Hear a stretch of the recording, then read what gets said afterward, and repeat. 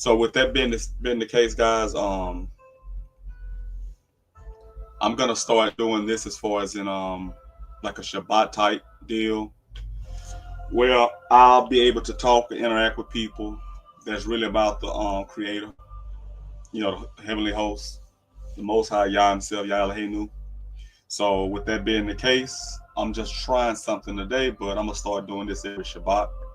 And so people understand the Shabbat is not Friday sundown to Saturday sundown, or Friday dark to Saturday dark. The Shabbat is based upon the moon, which is based upon the only calendar and time system the Creator gave us in Bereshit chapter 1. Um, he gave us the sun, moon, stars, etc. for times and wonders. So we're supposed to know that. We didn't have Samsung watches or anything like that, as I showed you guys in the video. We didn't have these type of contraptions and things like that back in antiquity. We didn't have alarm clocks, etc. So what did we go off of? Well, look outside. You can't get that wrong. Everybody can see that. Can't no man manipulate you or change whatever it is you're trying to do. So that can't be manipulated. So, all right. So with that being the case, we can go ahead and open up. I'm just gonna start a slight prayer to the Most High. That my family and I always use. You probably guys familiar with it in the book as well. So may the Lord bless you. May the Lord keep you. May the Lord cause his face to shine upon thee. May the Lord be gracious unto thee. All right, so with that being the case, we can discuss anything. It is open topic, open forum, whatever y'all want to discuss. Well, yeah, if I could go first. I had a feeling that was going to be the case. Go ahead. I'm sorry. I'll say, I actually cut you off mic. Want to say something? Go ahead. No, speak, brother. Speak. Certainly. Shabbat Speak your piece. Shalom. We're trying to mute up. Jesse. Shabbat Shalom, guys. Shabbat Shalom. My name is Rabbi Lewis. A little bit about me. My background is in parasitology, investment banking, and Arabic studies. What an honor and pleasure to be on with good buddy, Ezek Ben Israel from House of Yah. What a pleasure. What a pleasure. Okay. You want to introduce yourself, Jess? Yes, sir. My name is Jesse. A lot of people on YouTube know me as IOCK. I'm a Christian in faith. I do believe a lot of stuff that the One West doctrine teaches. There's other things I disagree with. I follow both Old and New Testament, the Apocrypha also. And I was invited by a good friend of mine, Brother Zek, and I appreciate that. It's an honor to be here on your platform, and let's have a good bill, brother. All right. So who want to kick it off first? Any questions? Anything y'all want to discuss or whatever? Current events? Yeah, I'll kick it off. Etc. All right, go ahead. So let's open up with Luke chapter 23 real quick in the NLT if we could. So, just you want to say something, Zach? I hadn't said anything. Most certainly. So, in a nutshell, without putting the cart before the horse, so Jesus of Nazareth, peace be upon him, he was on the cross, and it says Mary Magdalene. We're gonna look at where Mary Magdalene went to take him off the cross, because the KJV says it was the day of preparation, which atypically is Friday. Let's pull that. But of course, it was Passover, so literally it was actually the middle of the week, as the prophecy said in Daniel 9. Let's go to Luke 23 real quick. Let's open up with that, because yeah. Okay, go ahead. 23. Luke 23. Luke 23, but I need an NLT because the KJV just says day of preparation, but it goes a step further. That's Luke 23. Look at the verse. Now, question, Lewis. Why do you feel the need sometimes to use different translations? Can you explain that to the people? Oh, certainly. KJV onlyism was started by white people, so not to be crass. It was Benjamin Wilkinson, I believe, who came up with KJV onlyism, and the One West camps unfortunately inherited that fallacy. So to answer your question straightforward, I think it's as the Bible says, study to show thyself approved. Let's get Luke 23 real quick. 53 to 50, if you could pull it up, big bro. Hold on. 53 to 50 or 50 to 53? That's Luke 23, 53 to 54 in the NLT. Okay. Hold on.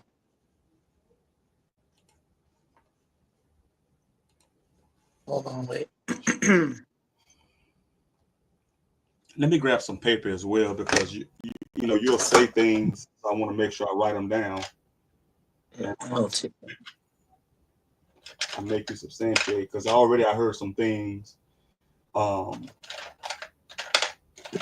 A guy in the 1900s is not responsible for KJV only. Is what do you mean? Like that's just a preference. That's everybody has a preference. Like it has nothing to do with it. The KJV is not a fallacy because somebody, a pale-faced guy came hundreds of years later and said we only use this. That makes no sense. To answer that, before you read that, hold on. He Yeah, was a let me say this yeah, hold real on, quick. brother. He was Okay. a Benjamin Wilkinson. I got the floor. IOCK. He Mhm. was a pioneer in the KGB only. So go ahead, Jesse. Go ahead, please. Yeah, no, I was just gonna ask Zach, in your experience, which translation do you prefer, or do you have a few of them that you put over, others? And what would be the reasoning for that? Well, definitely the KJV primarily.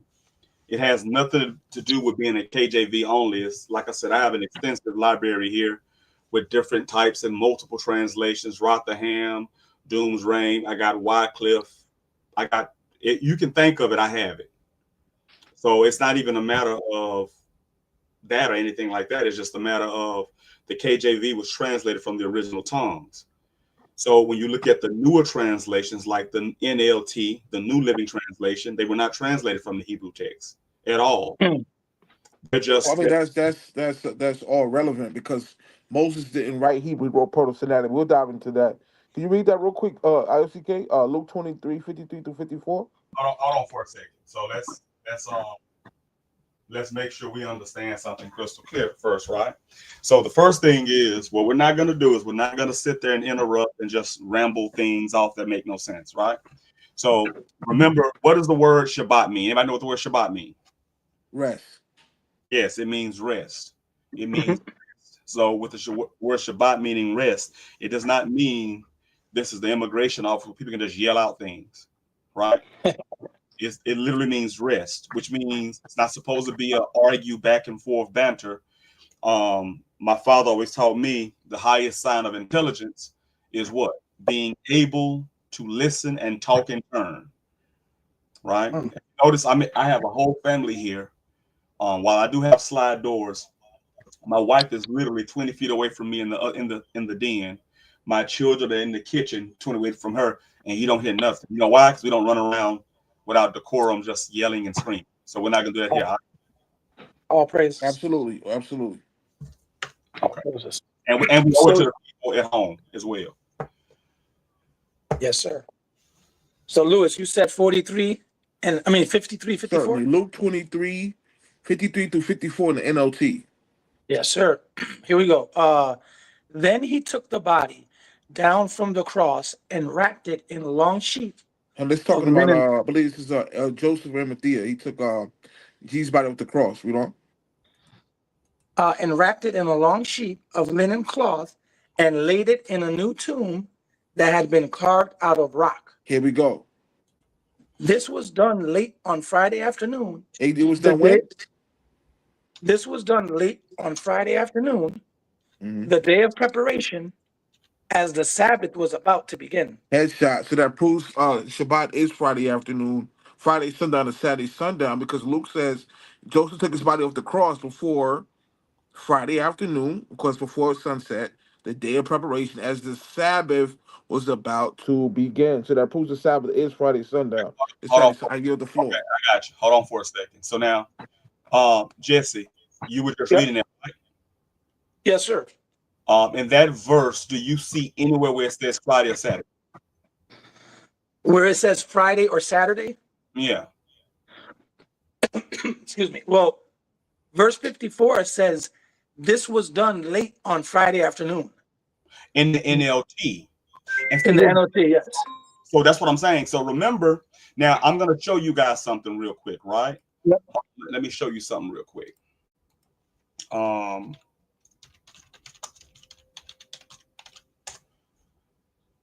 I want to show you guys something. All right. Um, so that we can get a good bead on this, right? Let me see something. I'm kind of new to this, so am I able to share my screen here on StreamYard? Yes, you can share screen. Yes, it's simple. I mean, your laptop is real easy to do. Oh, present. I see it. Yeah, share screen. Yeah, certainly. I think that'd be the best thing to do going forward, so people can see the scripture. Yes, you can share screen. Okay. Yeah, excuse me, Zach. I apologize because I had to pick up a call. I didn't get the last part you said. You said something about the NLT Mhm. and your reasoning behind the NLT. Do you think you could re-say it? I apologize. Oh yes, no problem. I'll do that. I'm gonna do it backwards. So I'll do this and then run right back to it. So Okay. can you guys see edamononline.com right now? Um, if you could if you can enlarge the words just a little bit, Okay. because it is real small. It's tiny. Yeah, Better? that's pretty decent. Yeah, it's pretty decent. I mean, if you could do it a little more, I it'll sure be can. huge. Perfect. Better? Perfect. Yep. Is Edo Etimon if that's how Uh-huh. you pronounce it? Correct. Uh, Friday. and as you guys can see here, Friday being the 6th day of the week, from Old English, Friesdag or Frigasday, from Fries genitive or Frigu, a Germanic goddess of married love. The day name is a Western Germanic translation of the Latin Dies Veneris, day of the planet Venus, which itself Greek Aphrodite's Hemera. Now, when you go down here, you see everything in origin. This is a what? Germanic word. The word Germanic means German. Mm-hmm. Okay. So now, with that being a Germanic word, this word would not be in the Hebrew because first the Hebrews didn't use the word Friday. So whoever translated the NLT version, this is one of the problems I have. Whoever translated this text, what they're not telling you guys is that they're using what we call anachronisms. They're taking things from one time period and superimposing them in another time period.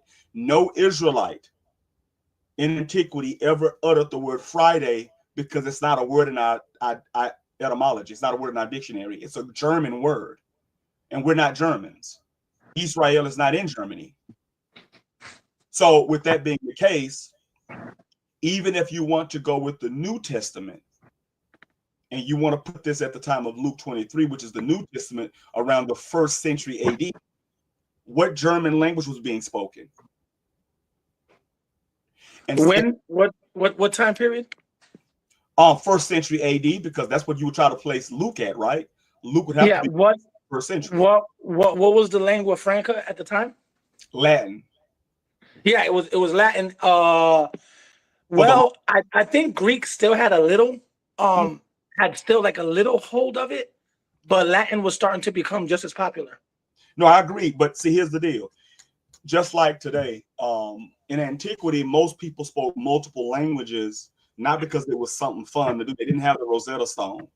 They spoke multiple languages because of commerce, right?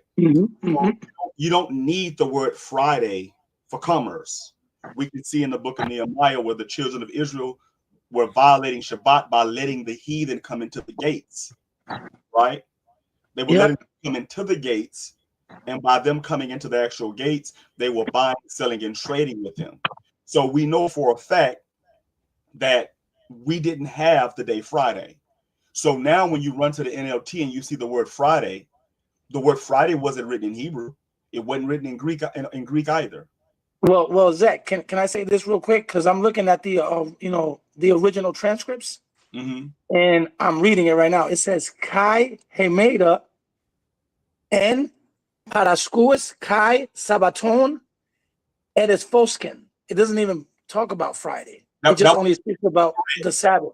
correct, and that's why I brought up. When I asked you the question was, do you even see the word Friday or even Saturday there? So see, No, brother. yeah. So what he did was he read that. He saw it says the day was the preparation, And then he automatically in his head, Friday evening starts the Shabbat in his head. But what he doesn't understand is that we didn't have a day called Friday. We had day 1 through 7. So we didn't have the concept of Friday. It's from a Germanic goddess as well. So Zach, do you think that and you know what? It's actually funny how this happens, because I was asking Lewis that question. I was like, why are you choosing, what's your purpose of choosing different translations? And you said, Zach, you had said, it's a personal preference. But you also said that certain translations aren't as accurate. But Well, I think yep, yeah, brother. so that's what I mean. So when you look at the word Friday, it's not in the ancient translation. It's not in the It's Greek. not. So then if it's not in the Greek, which the New Testament was composed of, how did it make it in this translation NLT? Well, Yeah, I mean, two that's things the to that. If I question. can respond to that. That's the question that I want to ask you, Zach.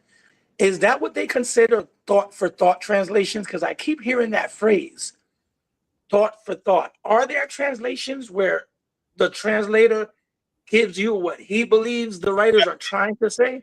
Correct. And see now, and that's the same thing Lewis is doing. So when you like you said, thought for thought, that's exactly what they're doing. They're already operating under the pretenses as opposed to just translating the text. See, listen, like for instance, you don't translate what you want it to be. Now, I don't have a problem with that per se if you're doing it for your own people, because that's how anachronisms sneak in. Like, I'll give you an example. Years ago, I had to show people that the word corn in the Bible is literally not corn, because corn is indigenous to America. Okay. But the Israelites didn't eat corn. But when you look up in the 1600s, corn in England was actually wheat. It was wheat? Yes. So now, since you see corn today, you think they're eating maize, what we call maize over here in the Americas. But in the 1600s, the people there understood it was talking about wheat. So, Zach, maize is what they were eating, or that's what they call corn? That's what the natives call corn here, maize, right? Okay. Yeah. In the Latin and in Spanish, it's maíz, which is the same thing. M-A-I-Z. Correct. Yeah. Yep. Can I respond to that? Can I chime in on that? Yeah, go ahead.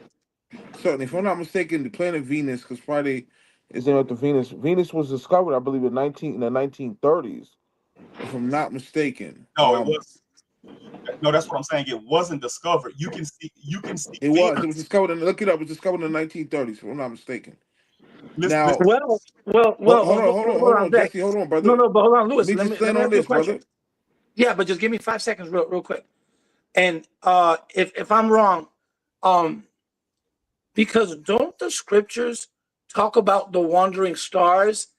And would the wandering stars be the planets? What's your view on that, Zach? Well, that's what I'm saying. Like, see, what we're doing is sometimes people get too smart to just basic things. When you go outside, you can look up in the sky and see Venus. Like, Venus is the bright morning star. Okay, let me ask you a question. Is that phrase, the bright morning star, is that in the New Testament? That's in your book. That's in the Tanakh. No, the New Testament too. Yeah, right. No, the bright morning star is referring to Revelation with JC and Lucifer. So okay, before we digress to that, I want to say two things, right? If I could, right, brother? Yeah.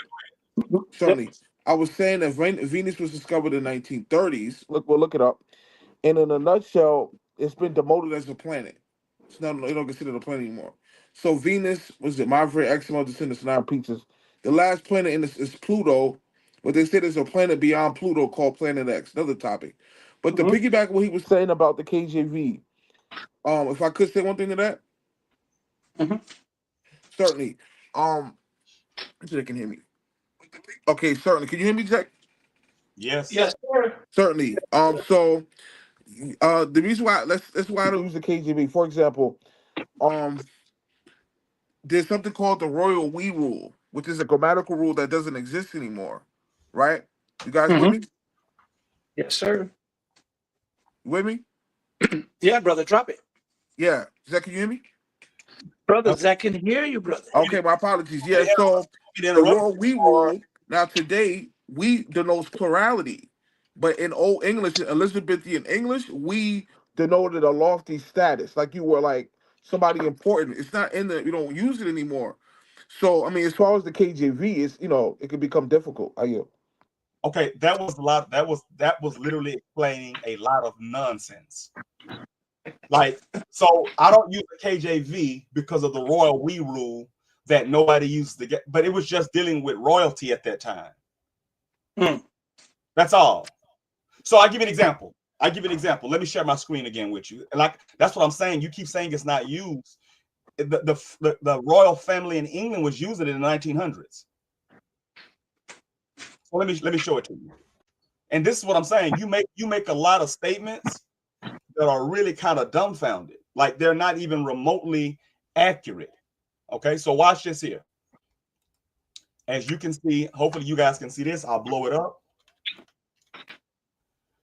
Because everybody can see that?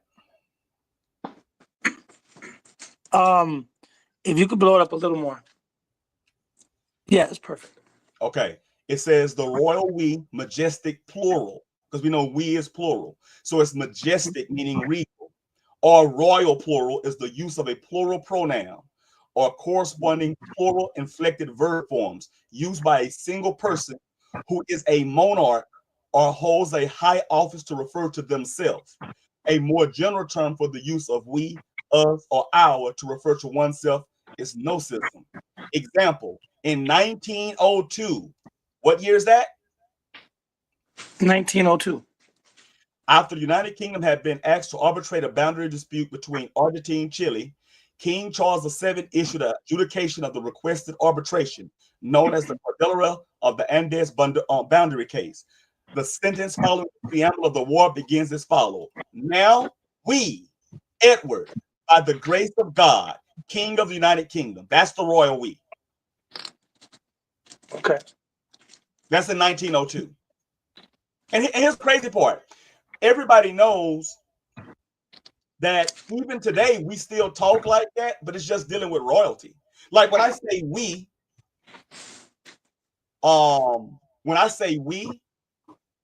watch this. Let me give you an example. Everybody in the chat, tell me what you think I'm saying. Now, the children of Israel have never ceased being a royal priesthood, but just that one for a second. I'm here at my home. We serve Yah. What am I saying? That you and your family serve God. Who's over my family? The Most High. Okay. Yeah. Now, also, so that's the royal. Now, even with myself being in the leadership position in his home, who's over my family on the human element, in the human element? You are. Correct. Notice how he said that could be confusing. That's not confusing at all.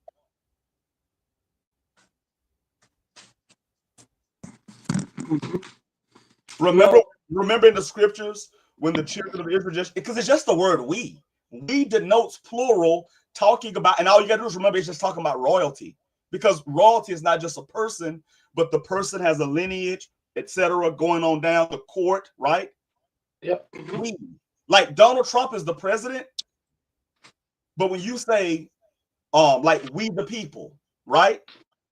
Yep. It's just talking about all of us in that context in America. So the word we has never been confused, and the royal we is literally just that. It's just royal people referring to themselves we as in their government. Okay, so let me explain. That's not true. So That's so Zach, so then Hold you're on. saying we symbolizes the higher echelon of people, of royalty, like the government. Watch this here. There's an Israelite camp I've seen on YouTube. They got shirts called, and they on the shirt that says what? We got next. Right? Yes. Yep. Zabak and those guys, they got a shirt that says we got next, and they're talking about what? When they say we got next, what are they saying? They're talking about what? Rulership, right? They're talking about they're talking about the rulership that's going to be given to God's people. Correct. And that's the royal we, because we're part of that kingdom. Mm-hmm. Can I say something to that? Yeah, you can, but like I said, you got to make sense. I got to. Can you make sense of this? Because I'm confused. Can you I got two verses. Can you explain? Because that's your book. Isaiah 44:24, then Genesis 1:26. But you're gonna read them? If you want me to read it, no problem. I'll read it, or you can pull it up on the screen. Whatever you want to do. I'll just let you read it because I don't really like I said, I'll let you read the New Testament. That's fine. Certainly. So Isaiah 44, Hashem said, I am the Lord that maketh all things, Mm-hmm. and stretch forth the heavens alone, that spread abroad the earth by myself. Mm-hmm. So Hashem said in Isaiah 44 that he created everything by himself. He didn't have any help. Now go to Genesis 1:26. It contradicts that. It says, hold on, let me get it. It's buffering. I don't know why it's buffering. Sorry. So we just read Isaiah 44. Yod-Heh-Wav said he created everything by himself. He had no Mm-hmm. help. Now, this is Bereshit 1:26. And Hashem said, well, it says God. I don't think the tetragrammaton, it's think it's L. But God said, let us make man in our image, after our likeness, in a plural form. So the word that I believe is Elohim. Now, in Elohim, in Hebrew, and Big Bro can elaborate on this, the letter mean denotes plurality. So you add a mean to a letter, to a word that makes it plural. Like Barakatah means bless you, Barakatah means bless you in plural. So can you explain why Isaiah says that God did it alone and in Genesis he had help? Please, if you can explain. Yeah, but Yeah. excuse me, Mm-hmm. Zach. Yeah, but Okay. do you think if you start to answer that, it's going to open up a whole new? Because that's kind of bringing us to the topic of Trinity. Wouldn't you agree? Now, well, that's how he probably how to push it, but no, it really won't because think about it like this here. Like I just gave the example that we serve the Most High. When I Mhm. say we, I'm the leader of this home. My wife isn't, and my sons Hezekiah and my son Noah isn't. But when I say we, it's my family unit. So when you look, so this is my kingdom. So it's the same principle. When you look at the Most High, he's just including the people and the entities he has there that work for him. It Can doesn't you mean, answer my question? yeah, I just did.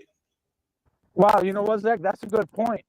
What he just said, Rabbi, was when he's saying we, he's talking about his government per se, which I believe at the time there was already angels and other beings created at that time. Correct. Brother, Correct. Hashem just said that he did it himself, he had no help. That's Yes. Isaiah 44. No, listen what I'm saying. You're still missing it. It's like I don't know, maybe. Okay, watch this here. Remember, I'm going to share it again on the screen real quick. Remember, you just asked me about the royal we, right? Certainly.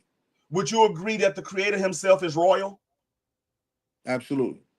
Okay, so remember the royal we is still King Edward was the king, but he was talking about his court. So you use the word we, which is what? Plural. Let me show it to you again. Yo, Zach, can I squeeze in something real quick? Yeah. When you think about boxing, right? Mike Tyson won, let's say, I don't remember the exact number, but he won over 40 fights or something like that. Okay. But did he really win, or did his corner win? Correct. Because That's what I'm saying. It's his. Yep. He's the one doing the boxing, but the people are preparing him to do the boxing. It's a court. You have your corner. It's called your corner, right? So, and then he'll, like Floyd Mayweather said it best. He'll say, "I have a hell of a team." He'll say, Yeah, literally, it's he'll say, Mayweather, the money team. the money team, exactly. But nobody, and he'll always say what? But nobody can fight for you. You see, so he's doing the fighting, but he has a court, he has a system. So when you look at the royal we, and I'm showing my screen again, can you guys see this? Yes, sir. Okay, so on this screen, it says the royal we, majestic plural. It says used by a single person. In this case, it would be Yah, who is a monarch or a high office to refer to themselves. A more general term for the use of we, us, let us make man in our image, or our. It's Right, just, brother, but that's not the tetragrammaton in Bereshit 1. That word there, I believe, is Elohim. Can you make sense of that? yes, that's easy. When you click on the term, Elohim in 26, right? Please, you can pull it up, please. Hold on 1 second. Guys, I could do it, but if you give me 10 minutes, because I'm picking up something at the corner store, and I'll be back in my room in 10 minutes. Well, this is what it says, Hebrew 430 Elohim, plural of 433. Gods in the ordinary sense, but specifically used in the plural thus, especially with the article of the supreme God, not gods, God. That's right there in your Strong's, Hebrew 430. See, you guys think that the word Elohim is always referring in a plural sense, but it's singular as well.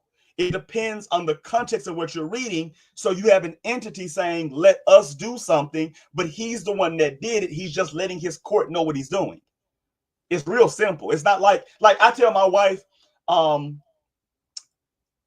let my wife know what I'm going to do. I might let my sons know what I'm going to do, but I'm still the one doing it. But they're a part of this family unit. I don't just go somewhere and not tell my wife. What if something happened to me? What if my wife goes somewhere and something happens to her, right? So we don't do that in this home. My sons, if they go outside, they're going to let me know they're going outside. They don't just go outside and run around the neighborhood, right? So it's the same thing. You let your counsel know. And here's the crazy part. You guys that follow the New Testament, you're always talking about Jesus know everything and that Jesus is in heaven with the Father and he's the Word. That's what I like quoting John, right? So Delta Rules asked a question about me. He said, what does Rabbi Lewis hold to? Does he observe the Most High as the only? Can I answer that? Well, no. Yeah, go ahead. Certainly. While we wait for Jesse, Michelle. So, no, actually, I don't. I believe that YHWH is Jesus of Nazareth. And I believe that Jesus was the son of Gabriel. If you in Islam, we believe that Joseph was not his father, but he was birthed by Gabriel, who breathed into Mary's, it says in the Hadith, in her bosom and gave birth to Jesus. So Jesus was actually the son of Gabriel, who was YHWH. If we could go to Zechariah 12 and 10 real quick. Well, hold on, Lewis. Let me ask you this real quick. Did you just say that Jesus is the son of the angel Gabriel? Correct. And yes. Let me address that. I said, just a caveat. I said in the Hadith is crystal clear that Gabriel breathed into Mary's bosom and says it gave birth to Jesus. Jesus is the son of Gabriel. He was Gabriel's son. Joseph was not his biological father. Well, your Quran doesn't say that. But let's no. Hold on. Stop for a second. See, what you're doing is, and you said it perfectly. You said what I believe and keep it at that. It's your belief. Hebrew Tactical made a good point. He says, who helped Jeff Bezos build Amazon? He did it himself, but used who and what he needed. There's no other names besides Jeff. See, when you look at Amazon, if I ask you who started Amazon, what are you guys going to tell me? Yeah, what's his name? Jeff Bezos or something like that? There you go. Now, watch this here. I would be willing to bet you $1 to a dime that he didn't do it by himself and other people helped him with things. Well, Zach, what's that famous slogan? Behind every successful man is a strong woman. Correct. Yeah, so that's kind of let me say something to that, just to clear what I was saying. Hold on. But listen. This is Shabbat. This is not Islam. Oh, sorry, we're not. I digress. Let's stick to the Bible. Well, Zach, hold on, brother. Hold on, brother. Let me just say this. To be fair, Zach, brother. He's not even going to Islam. He's going to the Hadiths. I know. Well, let's go back to the Bible. Hold on, briefly. Yeah. I get the floor back. Hello? Mm-hmm. Certainly. If you go to Zechariah 12 and 10, can you guys hear me? Yeah. This is in the Bible. Yep. Zach, it says, this is YHWH speaking. You know what he said? He said, they should look upon me whom they have pierced. Mm-hmm. That's talking about Jesus on the cross. He was pierced.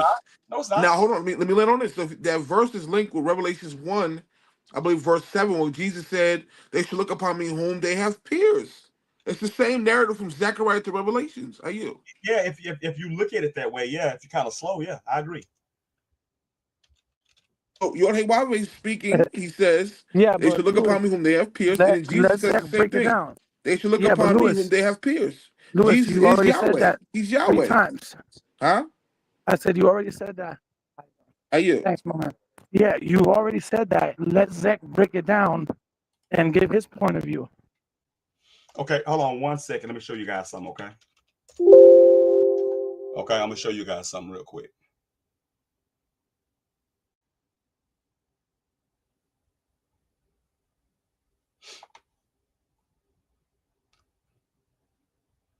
Okay, let's go to Zechariah chapter 12 again, okay?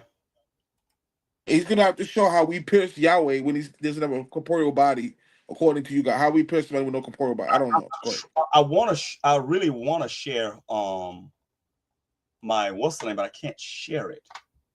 Let me see something. Maybe I can do it this way. Let me see something. Let me try to see something real quick. Because I want to show something real quick. But it's not letting me share what I want to share. Oh, here we go. Boom, got it. Okay. All right. Can you guys see that now? Let me maximize that.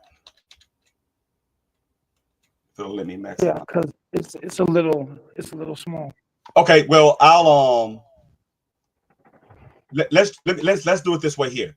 Okay, so everybody is privy to Zechariah chapter 12 that Lewis just quoted, right? And see, this is what I mean. Yes. This is what I mean when I say people are very unlearned and they just say things and then they make doctrines out of the things they believe and say, but they don't read the chapter. This chapter is about Yah himself. It's literally about let's read it. It starts off the burden of the word of who? YHWH, who's Jesus. Read on.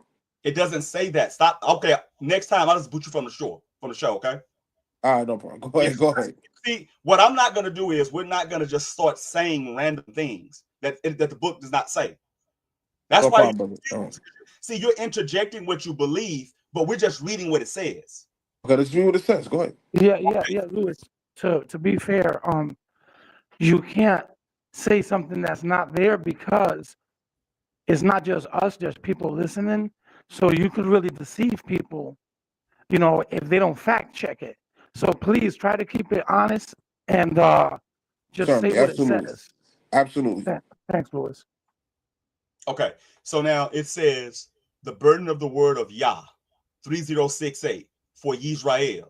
Thus saith Yah, 3068, which stretcheth forth the heavens and layeth the foundation of the earth and formeth the spirit of man within him. That is the Most High, 3068. That is not Yehoshua or Yeshua, Yahashai, or Yahweh or Yahushua, whatever. Whatever you want to call him, that's not him. That's 3068. Do we agree with that?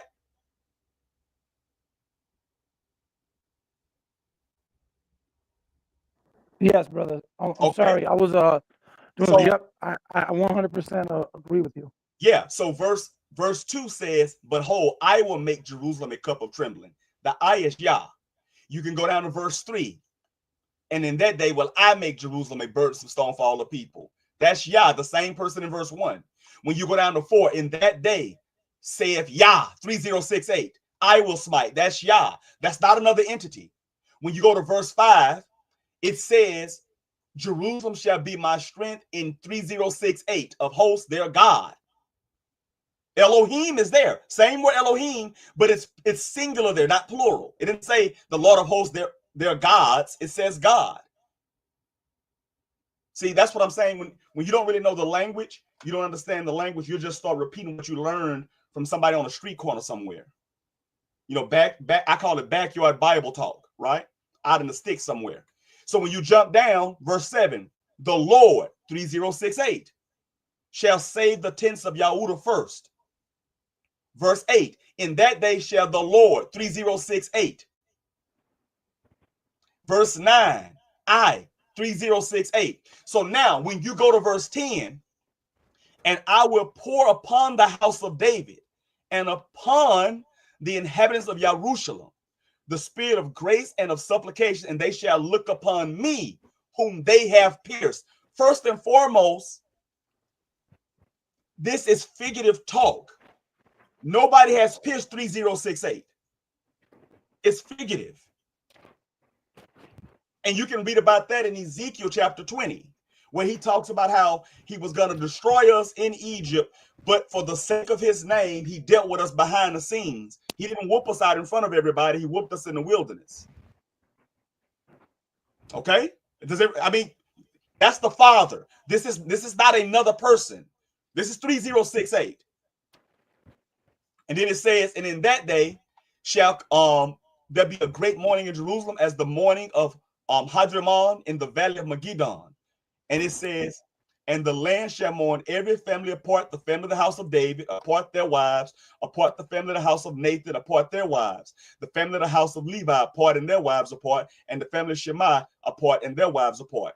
Okay. All the families that remain, every apart and their wives apart. See, he doesn't understand this because he's a Muslim. Oh, but didn't Christ say the same thing verbatim in Revelations 1? No. Revelations 1? He said the same thing verbatim. No, listen. The objective is people are trying to make Israel a single man. Listen, it'll make all the sense in the world if you take the word Jesus out and just put Israelites. But the question was, does Jesus say the exact same thing verbatim in Revelations 1? No, because Jesus never existed. I know that hurts. Okay, can we go to Revelations 1 real quick, verse 7? Make sure that Jesus said the same thing from Zechariah 12. Now you're on my platform, so I'll just mute you. You'll learn. Like I just told you. Look, again, I'm not arguing that Jesus doesn't say similar things. What I'm saying to you and everybody else that's listening is that there is a clear deviation from the Most High saying, worship only me, I won't give my glory to no one else. To circumvent that, you have made the Most High die. But then you don't really believe he died. I'm going to prove it.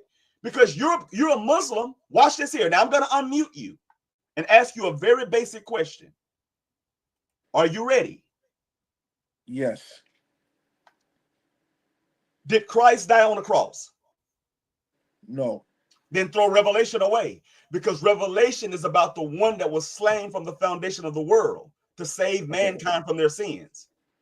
Did Jesse fall off the panel? No, he's not. He's still there. I can't see him. Is that Delta Roots in the way? It doesn't matter. He's not there. I can't see him. Okay, that's fine. So now, as Jesse, you there? You back? Yes, sir. Okay, yeah, I didn't see you. Go ahead, brother. It's all right. So what I'm saying to you is really very easy to understand, right? Right. What I'm saying to you is very easy to understand. You, as a Muslim, don't believe Jesus was crucified anyway. So you can throw Matthew to Revelation away. Because Matthew to Revelation, all those things in Revelation are predicated upon a man that died on a cross. Okay. Can I respond to that briefly? No. But not with the Quran, no. Okay, let's stick to the Bible, if you could, right? Mm-hmm. Certainly, I appreciate that. So, two things. I'm sure that he didn't die, according to the Bible. So, just briefly. So, if I could, big bro, is that cool? Nobody's talking. You want me to interrupt you? Certainly. So, Abraham, YHWH told, Father Abraham, peace be upon him, to sacrifice his son Isaac, right? Mm-hmm. So, at the last minute before he sacrificed him, the angel stopped it. That was a foreshadowing of what was going to happen with Jesus. Jesus was about to be crucified, and the angel would stop. Hold on, let me land. So, all right. So, see, what we're not going to do, we're not going to interject fairy tales, because nothing he's saying is written in the book. It is, brother. I was going to go to Hebrews chapter 5, verse 7. Now you're the floor. No. Hebrews chapter 5 does not say that he wasn't sacrificed. Yes, it does. Let's read it. Hebrews 5 and 7. But Lewis, so like let's read Hebrews chapter 5. Bro. Hold on, Lewis. I get what you're saying when you say that you believe that might be alluding to it, but you can't say that's what the Bible says. You have to say, I believe. 5. I'm going to read it. Hebrews 5. And let's read it. And I'm going to start at verse 6. And that's okay with Zach. It's Zach's platform. Let's go to the verse that says he was sacrificed. Yeah, certainly. Hebrews 5, 6 through 7. No. 6 doesn't say anything about sacrifice. Go to the verse 7 is the point. Yeah, thank you, Zach. Sorry. Yeah. Yes, absolutely. Hold on a second. Somebody hit me up. Okay, sorry. This is Hebrews 5 and 7. This is in the Bible. So it's not the Quran, right? 1 second. Uh-huh. Okay, I'm back. Sorry. Okay, Hebrews 5 and 7. Who in the days of his flesh, Jesus, when he had offered up prayers, excuse me, so let's read that again, excuse me. Who in the days of his flesh, when he had offered up prayers and supplications with strong crying in tears, that was in the Garden of Gethsemane when he was praying to YHWH, to please stop the crucifixion. He was scared, Stop, right? stop. No, because the Garden of Gethsemane, there were no tears there. There was sweat like blood. There was no Yeah, tears. yeah. So here's the point. It says, No, hold on, stop. No, listen. Go ahead, brother. Listen, stop. Go ahead. See, this is what I'm saying. You're gonna have to stop doing so I'm gonna have to boot you. He didn't cry. He did cry. You want the verse? In the Garden of Gethsemane? Yeah. He cried tears? Yeah, we'll get that in a second. Let me read verse 7 and get that next. Hebrews 5 and 7. On the days of his flesh, when he had offered up prayers and supplications with strong crying and tears unto him that was able to save him from death, and was heard in that he feared. Let's read that again. That was able to save him from what? Death, and he was heard in all that he feared. Hashem never he never died. It says it right there. No, that's not what that says, because the Okay, narrative. go ahead, break it down. Go ahead. Hold on, Yes, Zach. What's the book, chapter, and verse? that's Hebrews chapter 5. Chapter 5, verse 7? Yeah. Okay. Right. See, what you're doing is you're trying to pigeonhole that at the garden story. But remember, according to the New Testament, he was saved from death because he died and he was resurrected. That's the saved from death according to the New Testament, not in the garden. Show me that. Source up. Source up. It's easy to source up. The word garden is not in verse 7. Oh, yeah, it's in the Gospel of Matthew. I yield to that. No, listen, stop. Listen. He was saved from death later in the story after the crucifixion. When they went to the tomb and the person said, "Who do you seek? He is not here. He has risen." And then the women ran back and told everybody. Well, that's not true. If you read Mark 16, where it says they ran and told everybody, all the verses from Mark 16, 1 through 8, after verse 8 were added later. That's a fact. That is a historical fact. No, listen. I don't listen. Listen. I don't care when they were added. The point is, the narrative says that he died on the cross and said, "Eloi, Eloi, lama sabachthani." And then you know what that means? Do you know what Eloi, lama sabachthani means? My God, why are you forsaking me? No, it doesn't. It means, my God, you have saved me, you have preserved me. And I showed this to Jesse. Louis, lama and sabachthani. Neither one of those words means preserve or save. It does. I showed this to Jesse about a month ago. Okay, Louis, do me a favor. What's the Aramaic word for save or preserve? Yeah, let me pull that up right now. Because No. Listen. Go ahead, brother. Go ahead. Because listen, I'm not asking you to show me what somebody claimed. I'm talking about definitions now. Yeah, Zach, can I add this real quick? Yeah, go ahead. When it says that he was crying to be rescued, you're speaking about rescuing him from what, Louis? Sorry, Elder, repeat that. From death. Yeah, when you read Hebrews 5:7, that Christ had cryings and he was asking to be saved, to be rescued. What do you believe he was asking to be rescued from? Oh, certainly, sir. I got the question. I'll give you an answer. Sorry, my apologies. From the crucifixion itself, he was so scared. It says, hold on. It says he was so scared. The angel had to strengthen him. That's in God. We'll read that now if you want. But go, you got the floor. No, hold on. Hold on 1 second, Jesse. Yeah. Okay, Zach. Yep. Hold on. Watch this here. He just brought up something that came to my remembrance about that trash. Watch this here. You said that when he cried out, the angel had to strengthen him. Why would the angel have to strengthen him if he never died? He had to strengthen him so he could go through it. It doesn't say that. That you added that. No, it does. No. He's saying you claim that. Yeah, you claim that. Listen, you said. Yeah. Zach's not saying it said that. Zach's saying you claimed he didn't die. So if he didn't die, what would he be afraid of? Yeah. And okay, two things to that. Hold on. Listen. Go ahead, Jack. Both things you said this yourself. What would an angel need to strengthen him for if the angel jumped in and saved him? Yes, let me explain if I could. Yeah, go ahead. Yeah, sure. I appreciate it, brother. It's an honor as well. So there's two different things happening here. One, the first thing is the Muslims are divided, and I make it fast. One is swoon theory. Swoon theory believes that Jesus was crucified, but he survived. The other Muslims believe he was beamed up in the heavens in the Garden of Gethsemane. He never even was crucified. So there's two different narratives. The swoon theory that he survived the crucifixion. The other Muslims believe he was beamed up into Jannah in the Hey, Garden hey, of Gethsemane before hey, it even hey, happened. There's two different hey. stories. No, it's not. What you're doing is you're interjecting the Quran and the Hadith. Matter of fact, not even the Quran, because those are theories, period. They're not even the Hadith. What's the theory? Please elaborate. You just said there's two theories. The swoon theory, right? Right.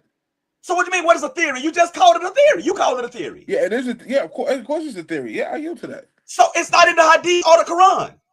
No, the Hadith says that he was beamed up in Gethsemane in the Jannah. He never died. Okay, listen. You just called it a swoon theory. And let's be crystal clear. The Hadith is literally just what? It's just people's opinions trying to fix the trash they messed up with in the Quran. That's all it really is. So now, listen what I asked you, because this is what I asked you. I didn't ask you for exegesis on theories. I asked you a question, and I'm going to simplify it, because sometimes when I take things out of the religious connotation, then people don't understand it. But when I talk religion with people, they just they get a brain shrinks to the size of a cat brain, right? So listen closely. If Jesse is stressing out about his mortgage, right? Mm-hmm. Then that means he's a wreck. He's nervous, right? Yep. If I come and pay his mortgage, he does not have to be strengthened by an angel, because the thing that's stressing him out has been handled. So if Jesus, the myth, JC, Jeepers Creepers, if he is literally crying to be saved and the angel comes to save him, he doesn't need to be strengthened, because the removal of death is the strength itself. That's what he's praying for. If I'm praying that I get $100 to pay something off and I get the $100, I don't have to be strengthened. Yes. Zach, can I add something real quick? Yeah. And what Christ was doing, he wasn't crying because he was going to die. Because just like Zach said, and one of the gentlemen in the chat said, he's the beginning and the end. He's the root and the offspring. He's been here way before. Well, that's if you believe, or if you follow that doctrine, right? What Christ was talking about, and if you go to Acts 2:27, you don't have to go there, Zach, but let me read it real quick. Christ was speaking about this. I'll start in verse 26. Therefore did my heart rejoice. This is Acts 2:26. Therefore did my heart rejoice, and my tongue was glad. Moreover, also my flesh shall rest in hope, because thou wilt not leave my soul in hell, neither wilt thou suffer thy Holy One to see corruption. And Christ was regurgitating Psalms 16:10, which, if you look at Psalm 16:10, one more second, Zach, I won't be long-winded. 16 Psalms, hold on. And hey, Sue, my sister Sue. Psalms, Christ was regurgitating Psalm 16:10, where it says, 16:10, for thou wilt not leave my soul in hell, neither will thou suffer thine Holy One to see corruption. So Christ was playing a role he came to fulfill. So just because Christ seems to be crying about something, he's just playing a role that he had to fill. So I believe you took that verse out of context, and Zach was right in what he was saying.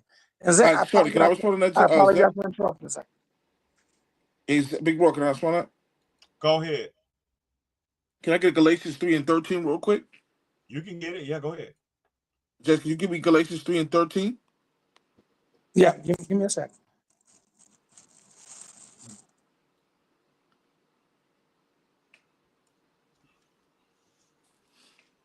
And like I said, when you go, see, here's another thing. It's basic tenets that you gotta understand, that everybody has to understand. Let me ask y'all a question. Who's the first and the last? Well, Christ has been recorded saying that statement, but I believe it was first said by the Father. Correct. Isaiah 48 and 12. Hearken unto me, O house of Yisrael, my call. I am he. I am the first. I also am the last. See, look, JC was never the first. Well, I'll say this. Me and you have spoken about this in the past. You're very educated on this topic. I personally wouldn't like to speak about that right now. One, I don't want to be like humiliated in front of your people. Two, no, but you're definitely well learned in these topics. Yeah, can I But get I my verse do real quick? agree. Galatians Hold 3. on, wait, Lewis. But me being a Christian, I will say this, Zach. You have a lot of evidence and a lot of strong reasoning, and you bring a lot of stuff to the table of why you feel the way you feel. I can say that. So, Yeah, give me Galatians 3 and Leviticus 4 real quick. Okay, Galatians 3, verse 4, Verse 13. verse 13. But Zach, this is your show, so if you want to talk about it, then I can't. Well, I will. As soon as I deal with that, I'll deal with this. Okay. Yeah, I don't mind listening to your wise words. All right, 13. Christ has redeemed us from the curse of the law, being made a curse for us, for it is written, curses everyone that hangeth on a tree. Curse hang on a tree. Christ hung on the tree. Acts chapter 5. Hold on for a second. Hold on. I want to address what you just read. I really don't like reading the New Testament, but for the sake, I'll do this. So forgive me, Yah Eloheinu, forgive me. So it says, Christ have redeemed us from the curse of the what? The law. Is that curse of the law? Is that HaDabarim 28, 15 through 67? Yes. Okay, so when did he redeem us? Because I mean we're in captivity now, right? Yes, we're in captivity. So when did he redeem us? Well, okay. Do you want me to answer in a Christian's perspective? No, I just want to know if Galatians 3 and 12 and 13 is right. JC have redeemed us from the curse of the law. Redeemed is past tense. ED is past tense. Yes. So if he redeemed us from the curse of the law, how are we suffering from HaDabarim 28, 15 through 67? Certainly. If I'm gonna let you go, Jesse, I'm gonna give you the floor on that. If I could get Galatians 5 and 18, then I'll give the floor to you. Galatians 5. Yeah, but Lewis, is this gonna pertain to Zach's question? Yeah. I'm gonna sit and I'm gonna digress and let you guys go in on that. I'm gonna mute my mic. Okay. Galatians 5. Hold on, brother. 5 and what? 5 and what, Lewis? Verse 18. 18. Galatians 5, verse 18. But if ye be led of the Spirit, ye are not under the law. Read that again. What did Paul say? If you what? But if ye be led of the Spirit, ye are not under the law. Crystal clear. Paul said we're not under the law anymore. We under the. Gotcha. Yeah, but Zach wasn't asking that. Zach was saying, how did Christ redeem us if we're still suffering the curses of Deuteronomy 28:68? If I'm not mistaken. Can I respond to that, Zach, real quick? Then I'll leave the floor. No, hold on. Yeah, but is this going to pertain to what Zach's asking it does. about? Yeah, absolutely. So if you go back to brother. Because the last verse you just read, you just told Jesse that it was gonna address what I said, and it didn't. Of course it did. How did it not address what you said? Because Louis, how does that explain how he redeemed us? Please explain that. Yeah. So just if I could, Zach, and then I yield the floor. Well, can you just answer the question? Yeah, if that's okay with Zach, it's his panel. Obviously, Zach's waiting for you to answer, brother. Okay, so all right, certainly. 1 second. Now, but before you do that, I want you to do me a favor. I want you to read that last verse to me again. Which one? Galatians What 5? Yeah, Galatians 5. 5, Yeah, read 5 Galatians and 5, 18, Zach? 18 again, brother. Yep, no problem. Galatians 5, verse 18. But if ye be led of the Spirit, ye are not under the law. You're not Now under the law. stop. We're not under the law. Okay, According now to Paul, we're no longer under the law. stop for a second. Was David led by the Spirit? Yes. So he wasn't under the law. Well, hold on. Let me address that first. The first thing. No, stop All for a second. right. You just read to me that if the Spirit of God is leading you, you're not under the law. Yes. But if we go to 2 Samuel 23, 1 and 2, now these be the last words of David. David, the son of Jesse, said, and the man who was raised up on high, the anointed of God of Jacob, and the sweet psalmist of Israel said, the Spirit of the Lord spake by me, and his word was in my tongue. So David didn't have to keep the law.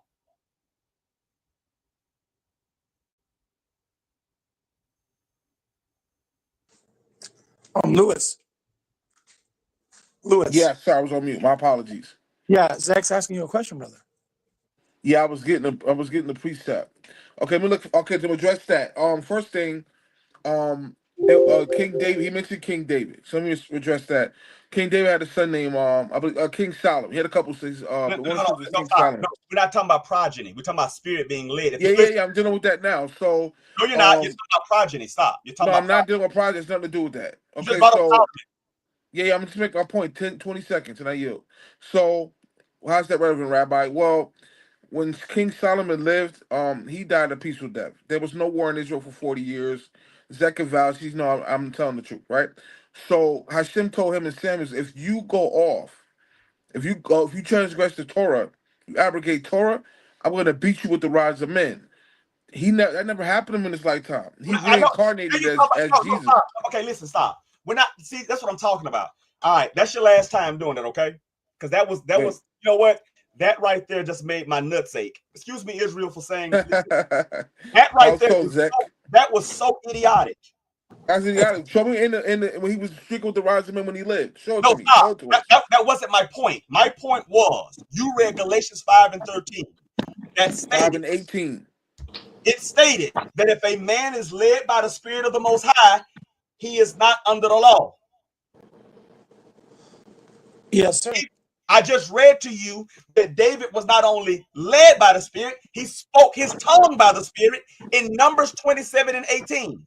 And the Lord said unto Moshe, take thee YHWH ben Nun, a man in whom is the Spirit, and lay thy hand upon him. Now, what did he tell Joshua in Joshua chapter 1? You got to keep my commandments. But you just read Galatians 5 and 18 that said if you got the Spirit, you don't have to have a law.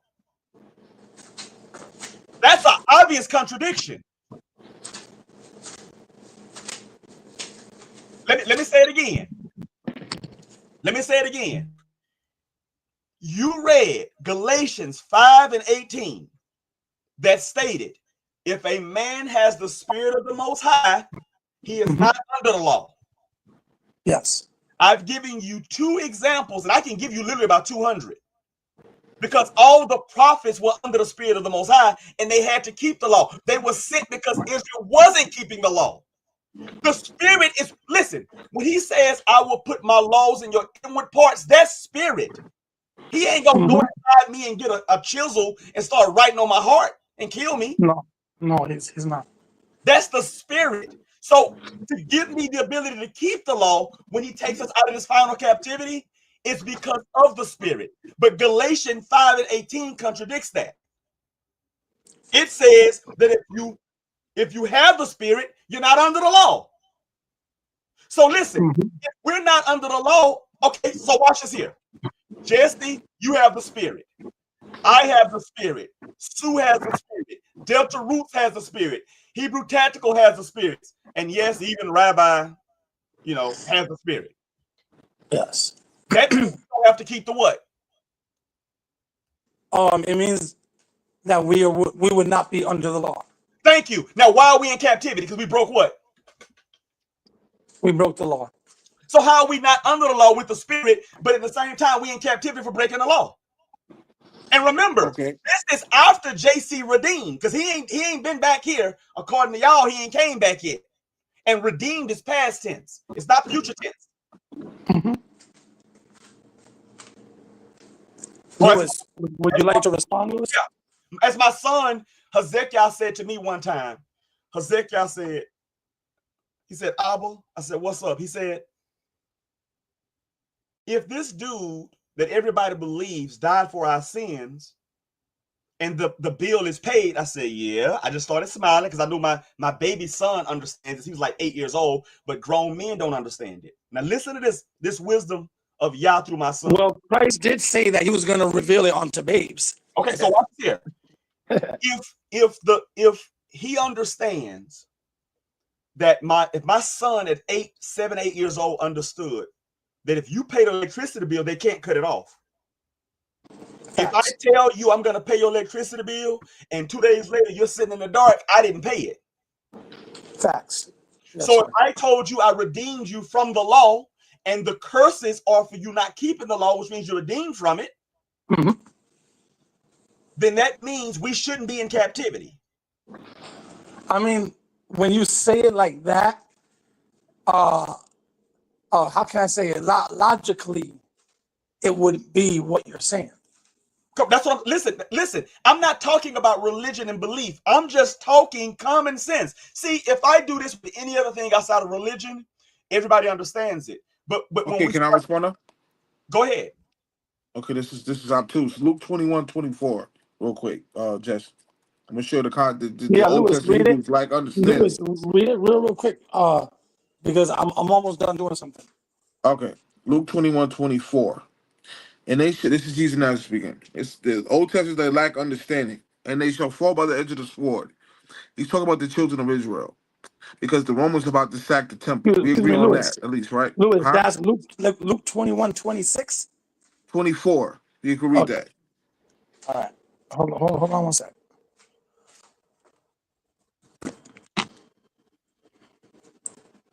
Luke 21:24.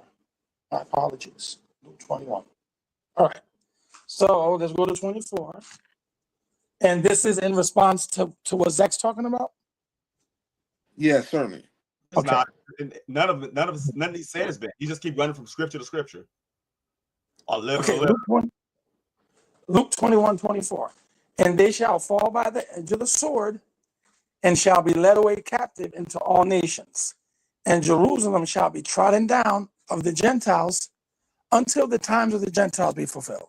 Right. So he so said we were going to be. I got you. Listen what I'm saying. So this what he's prophesying right here. When did the redeemed? Yeah, Christ is saying we're going to be led away captive into all nations. We're going to be driven out of Israel for a short amount of time. So he comes back. When he comes back, he's going to redeem us as a nation. Okay, so he hasn't redeemed us. What do you mean?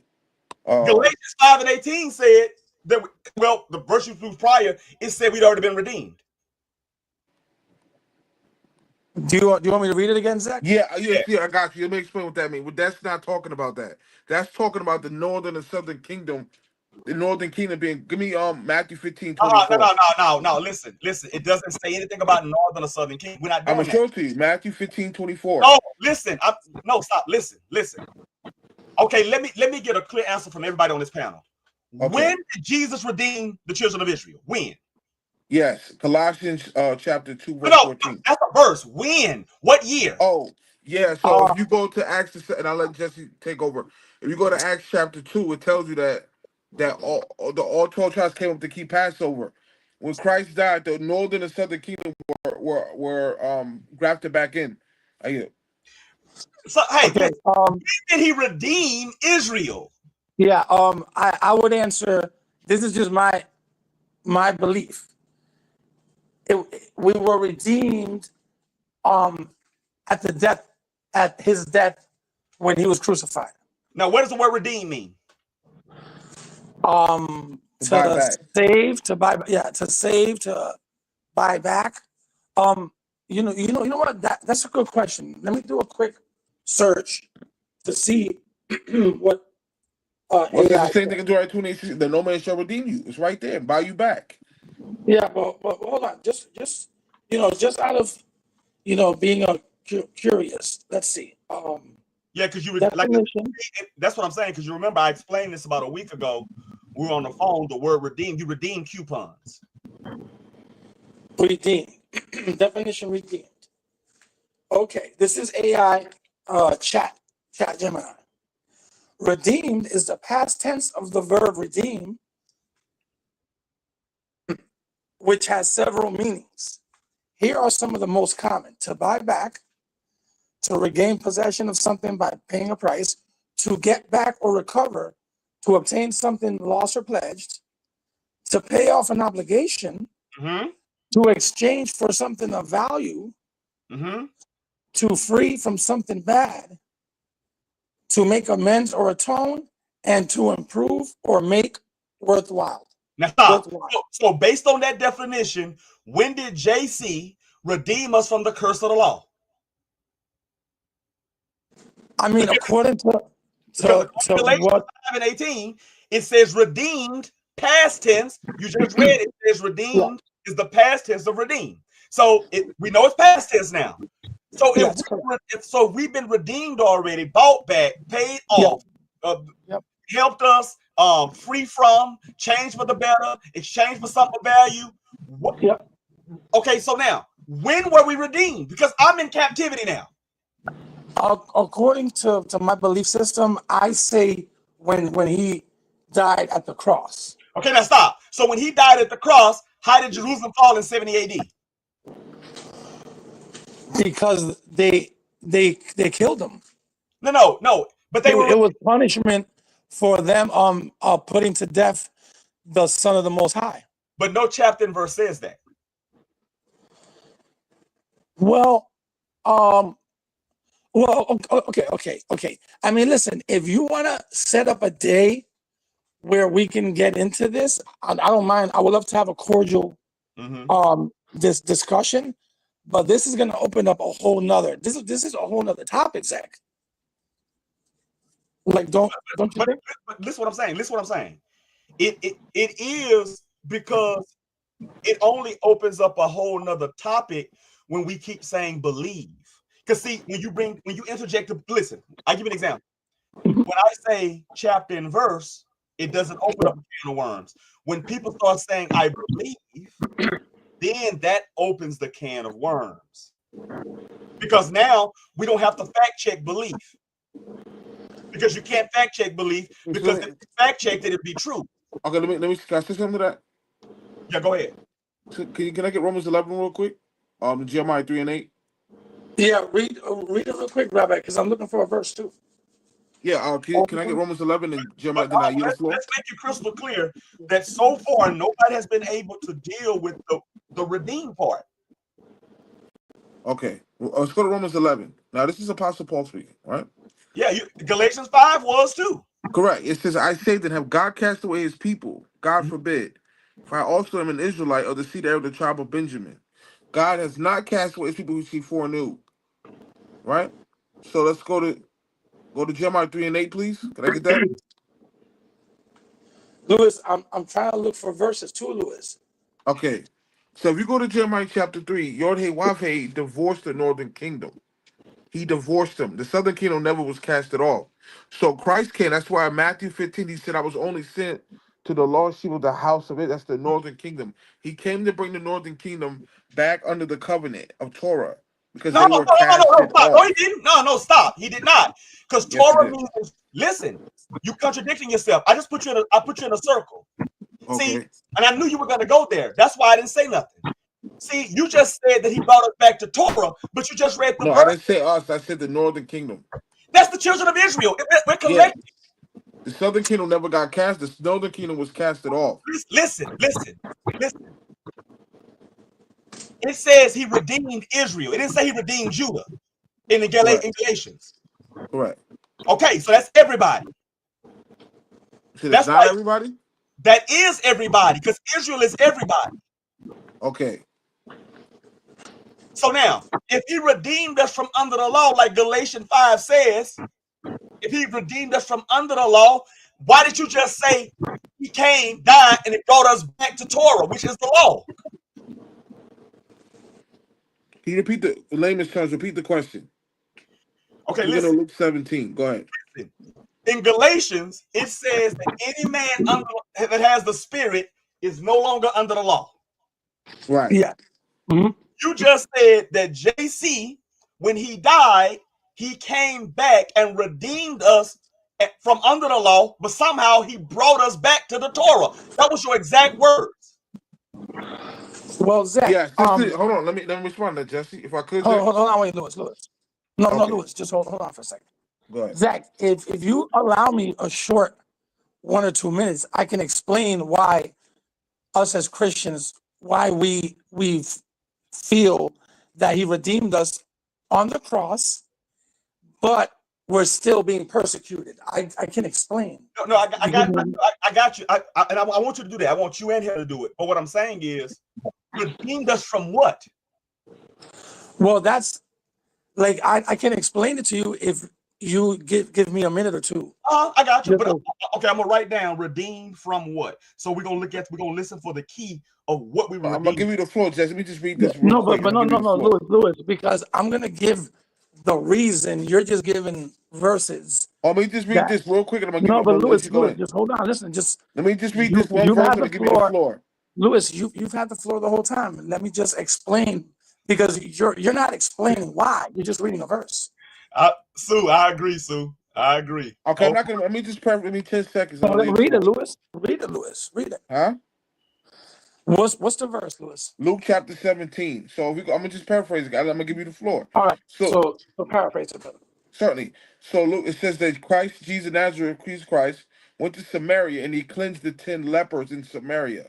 That was a motif. That was representing the 10 tribes. The 10 lepers were being cleansed and grafted back into the covenant. He came to bring the northern kingdom under the fold. They were considered Gentiles. I yield. Listen. I don't care if lepers are the 10 tribes. Redeemed from what? And Zach, Just to take over. Go ahead. that's what I can explain. Lewis, do you have any more verses? But no, I'm gonna let you take the floor. After you're done, then Zach, I can explain it clearly. Yeah, take the floor. I yield the floor. And simply. Okay, I got you. Hebrew Tactical says, JC, like, I got y'all. Just hold on a bit. That's what I'm saying. Hold on a bit more.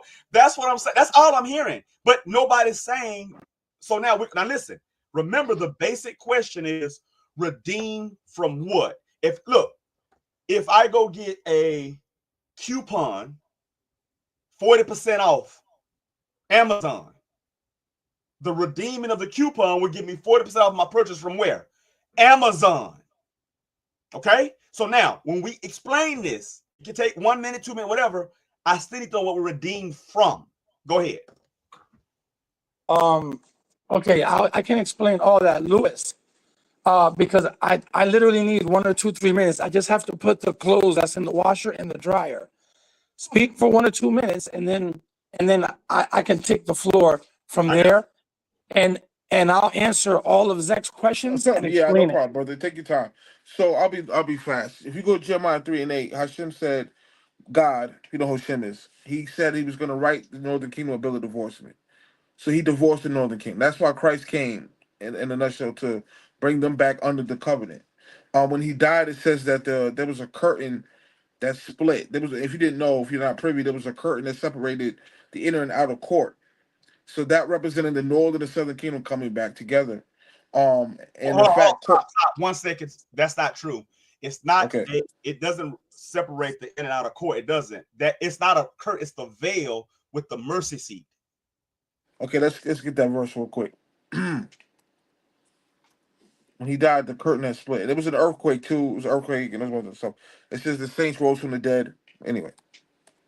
Mercy seat. Now I said mercy seat. Let's see which one is accurate. Okay. Okay, let's get it. Let me get the verse. John. My apologies. Let me get it. Wait for Jesse. That's Matthew chapter 27. I'm gonna read it. Hello? Uh-huh. Let's go to Matthew. We wait for Jesse. Why does it keep let me copy and paste? Okay, let's go to Matthew 27, guys. Just when he died. That's why Peter, when he went to Cornelius, he was like, yo, he was calling him unclean because the northern kingdom would look at like they were gentle. Matthew 27:51. Hello? Yeah. This is Matthew 27, verse 50 through 51. Jesus, when he had cried again with a loud voice, yielded up the ghost, so he died. Verse 51, and behold, Say he what? yielded up the ghost. No. Before that, he what? Had cried again with a loud voice. Oh, now you want to play retarded. It says he died. No, it doesn't say died. It says, read again, verse 50. Jesus, when he had cried again with a loud voice, yielded up the ghost. And then 51. what? And behold, the veil of the temple was rent in Hold twain. on. Where you at? Matthew what? 27. I'm in the 27, KJV. 27 what verse? 50 through 51. Or 50 through 53. Okay, hold on. Matthew 27, 50 through 53. Okay, go ahead. Certainly. So it says, Jesus, when he had peace upon him, had cried again with a loud voice, he yielded up the ghost. Verse 51.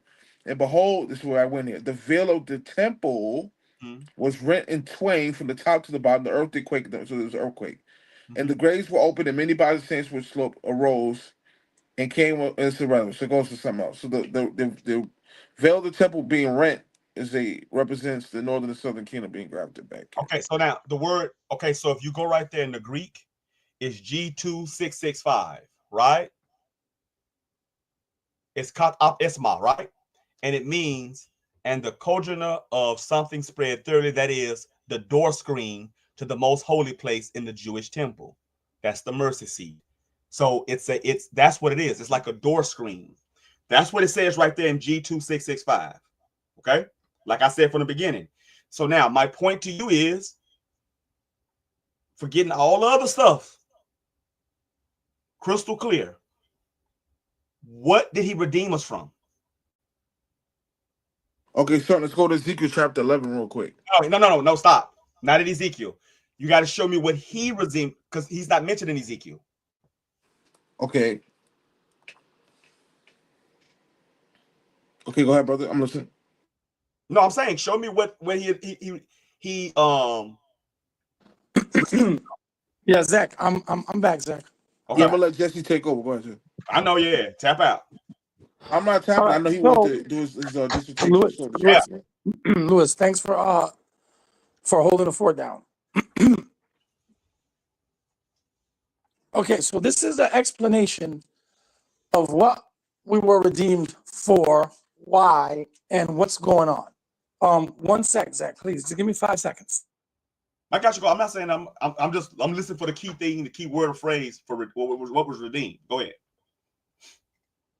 Oh, wait for him. If you read the book of Hosea, actually, God told Hosea to take a harlot to wife. I apologize. Let me explain on this. You got the floor. 10 seconds. Louis, talk for a few seconds, Louis. Yeah, certainly. So Hashem told Hosea, prophet Hosea, right, to take a whore as a wife.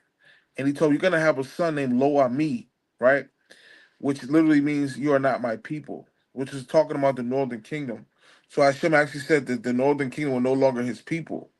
Interesting. No, it's not interesting because that's not what was redeemed. See, that's what I'm saying. Now you just, at this point, bro, you already tapped. How did I tap? Okay, I got a game in there called Connect 4. You don't even realize, like, you've already lost. Like, there's no way. Listen, I got you in a circle. You running in a circle. Yeah, I'm here now, Zach. Okay, go ahead. All right, so this is going to explain all the questions people want to know. First of all, do we agree that the children of Israel, the sons and daughters of Jacob, got into a covenant with the Most High? And the covenant was a serious covenant. It was inheritance of a land, and it had stipulations, and it had commandments, and it had things that needed to be kept. Now, this was kind of a mafia-style contract because it was blood in and blood out. That's how serious this contract was. Okay, serious. The Most High expresses the seriousness in Deuteronomy 28 when he says, I lay before you life and death, choose.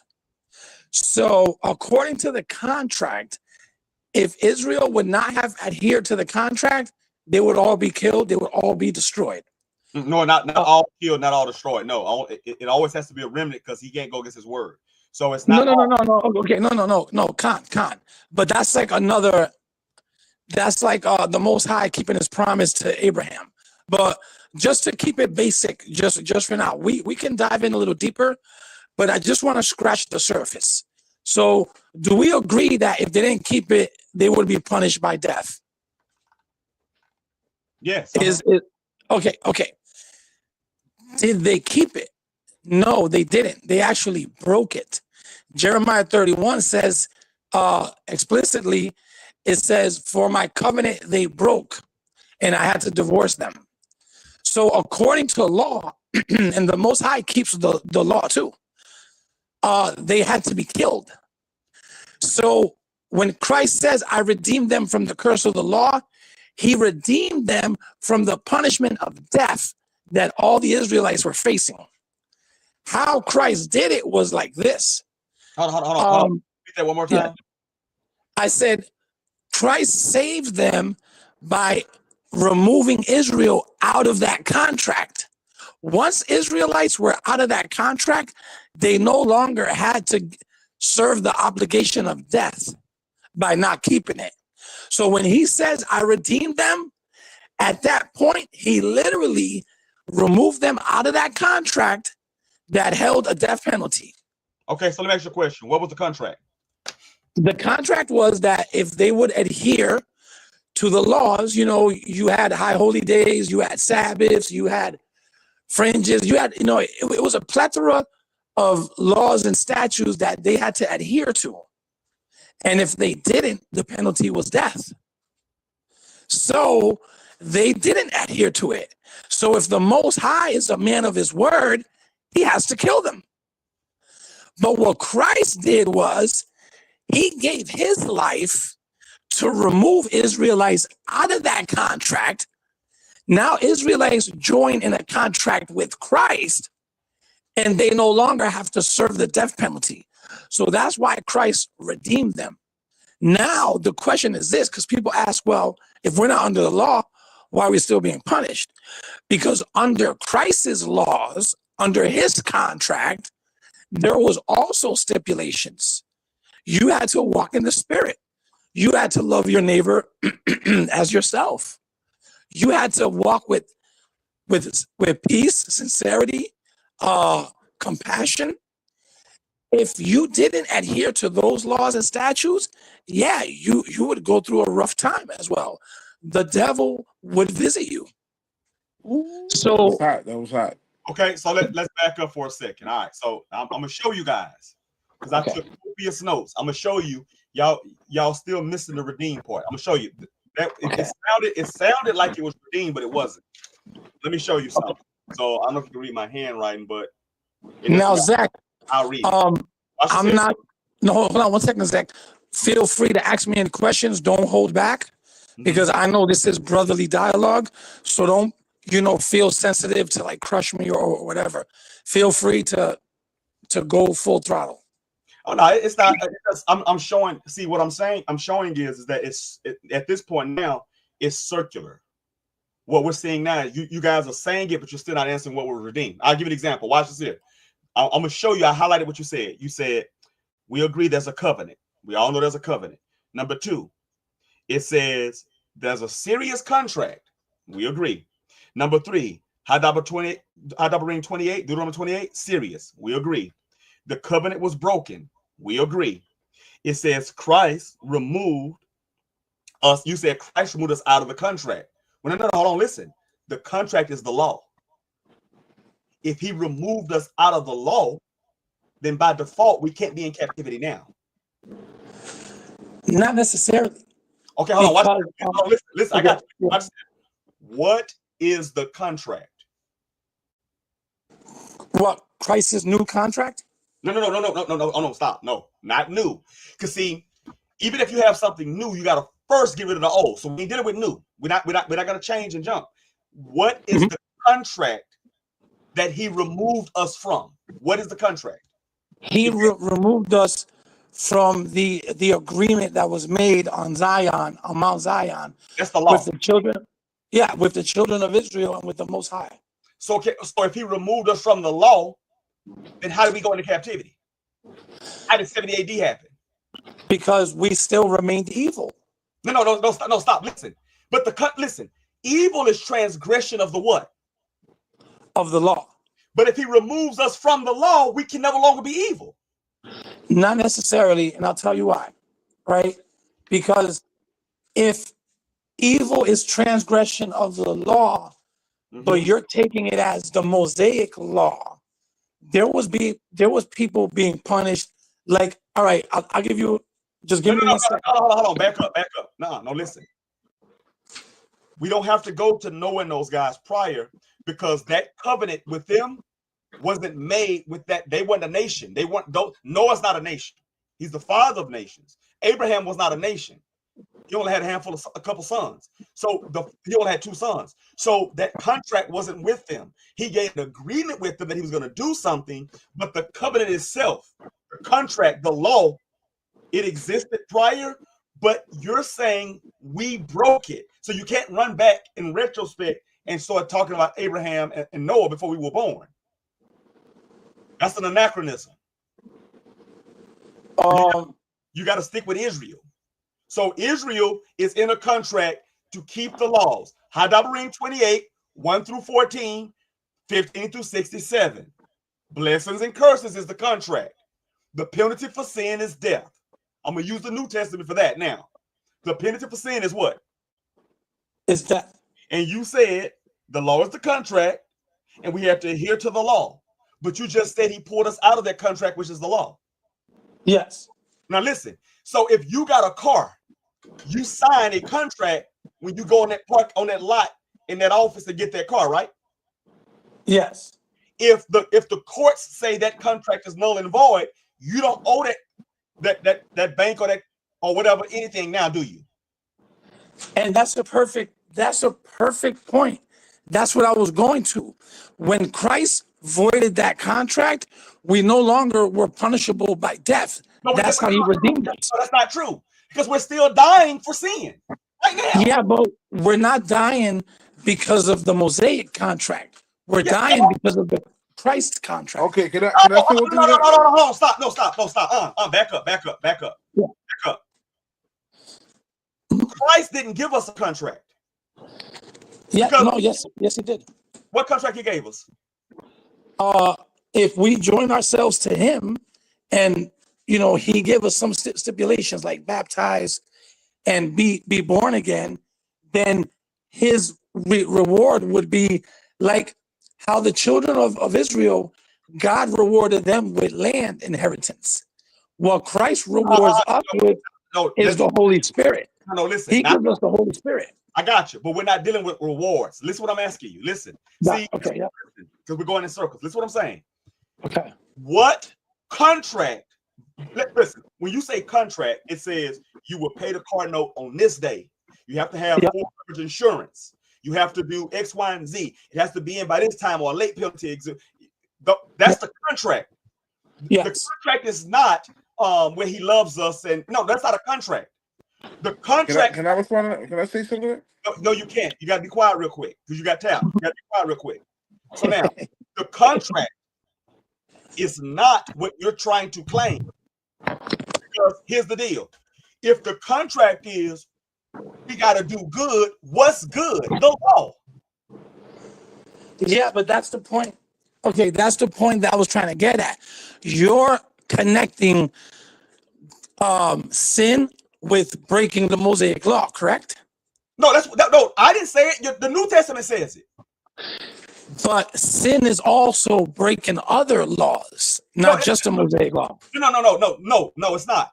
The Mosaic law encompasses every law. The ones Noah had, clean, unclean animals, and the precepts, ordinances, and judgments. Because All Moses right. gave Can all of can it. I ask you this, Zach? Uh-huh. Can I do this? Can Gentile and heathen nations that weren't under the Mosaic law, can they sin? What you mean, can they sin? Yeah.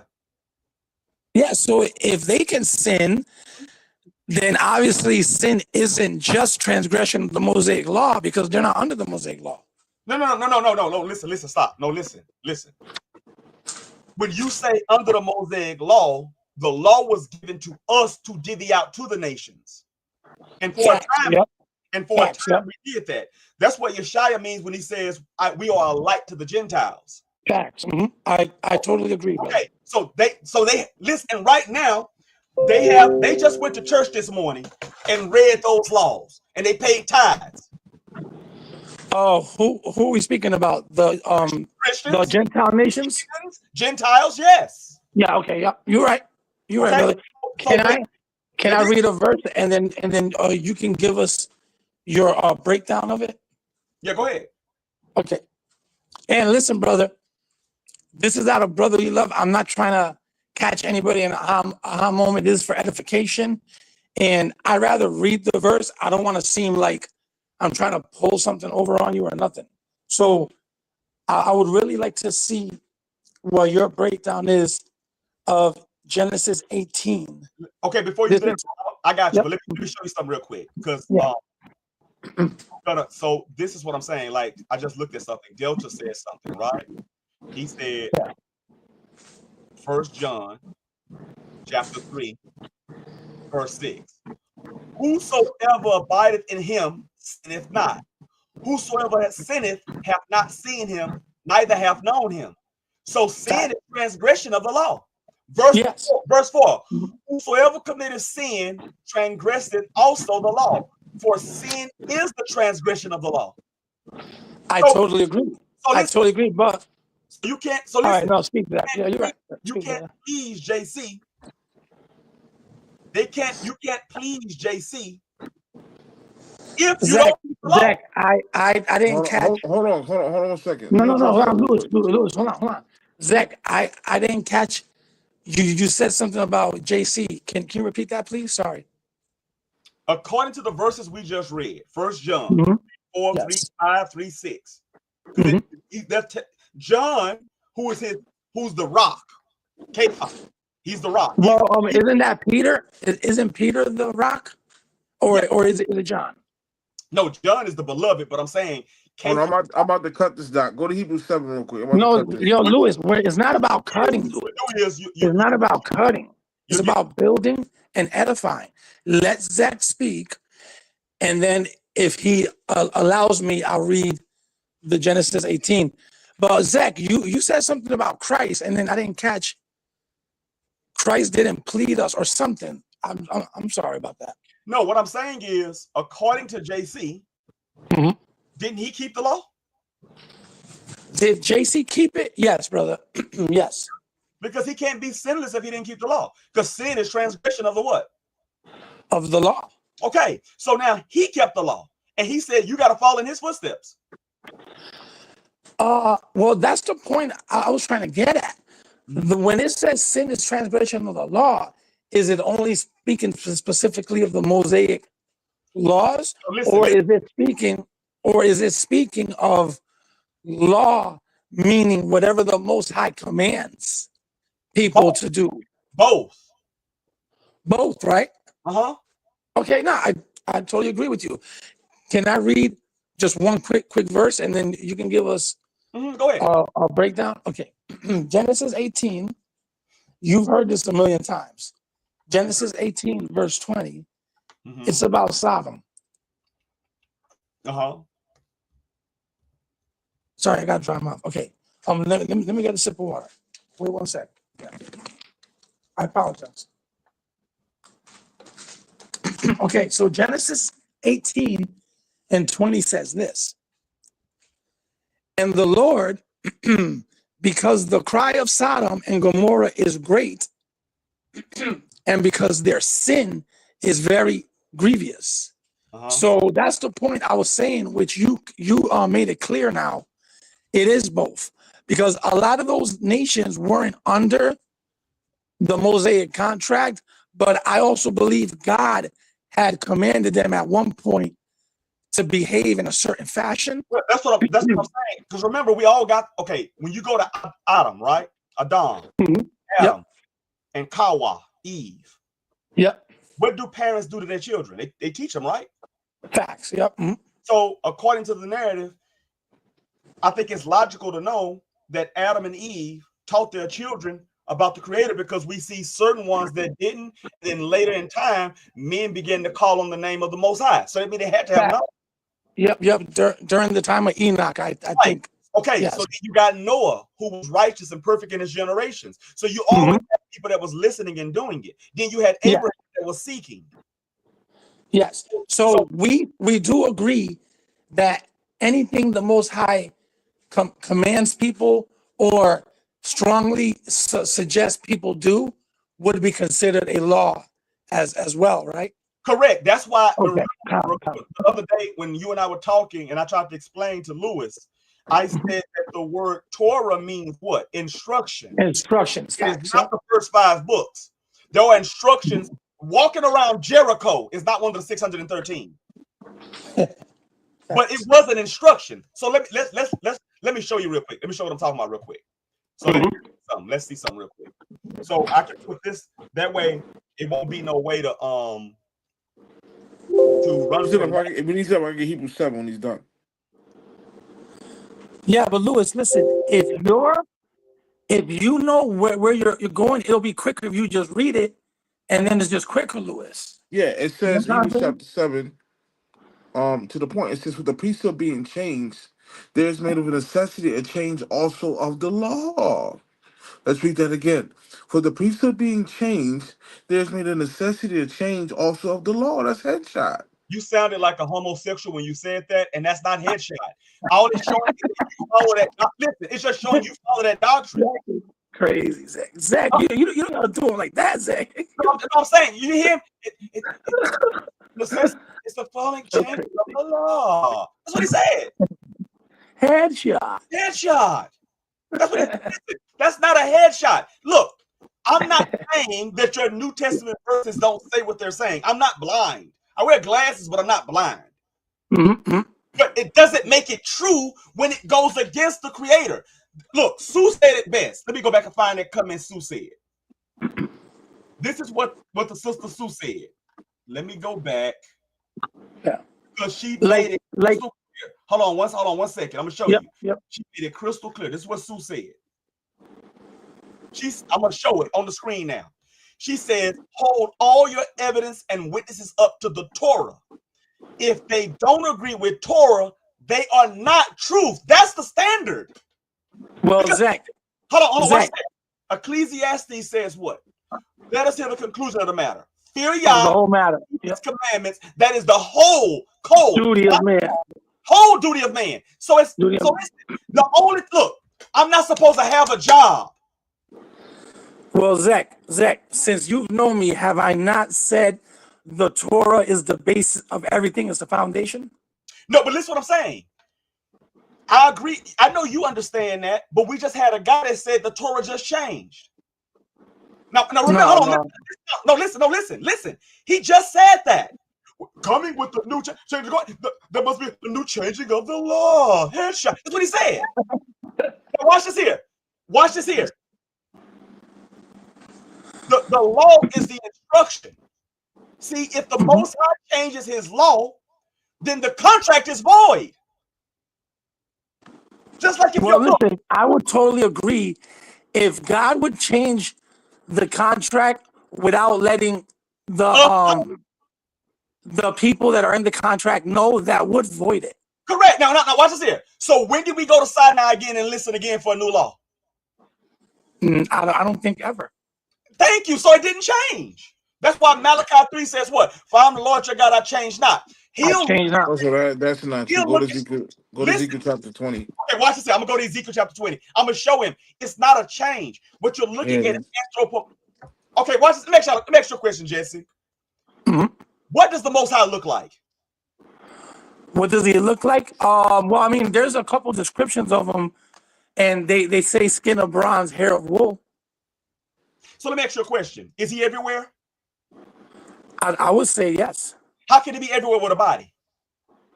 No, facts. But that's what I was saying. I don't know if Daniel was a dream or a vision. Daniel is right. What I'm saying is you can't perceive the imperceptible. Therefore, the imperceptible has to take a form you can perceive. I mean, listen, before Earth was even created, he was a spirit. Listen, in the beginning, he was a what? Spirit. He was a spirit. Yes. Listen, if he has a body, he got a doo-doo. I mean, yeah, you can say that.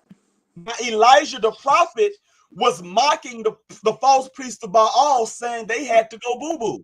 That's why his God wasn't answering them. That's what peradventure means. It means they're on the toilet. Okay. So that's why I'm being literal. I can show it to you. Look at it, translations. You can look at it'll tell you that it was on the toilet. He said, man, maybe they're using the bathroom. He can't hear you right now. He can't come out. Do you have the book, chapter, and verse? Yeah, let me see something real quick. Yeah, there's no rush, brother. You don't have to. Real quick. Let me see for like a later time, brother. Hold on 1 second. Yeah, I don't want to mess up the momentum. No, I got you. Let's go to First Kings chapter 18. 1 Kings 18. Now watch this here, because remember he loves the NLT and all that, right? Mm-hmm. Because that's what he used. He don't use he don't prefer the KJV, right? Yeah, I'm in 1 Kings 18. Okay, so let's go to 1 Kings 18 and 27. 27? Okay. 27.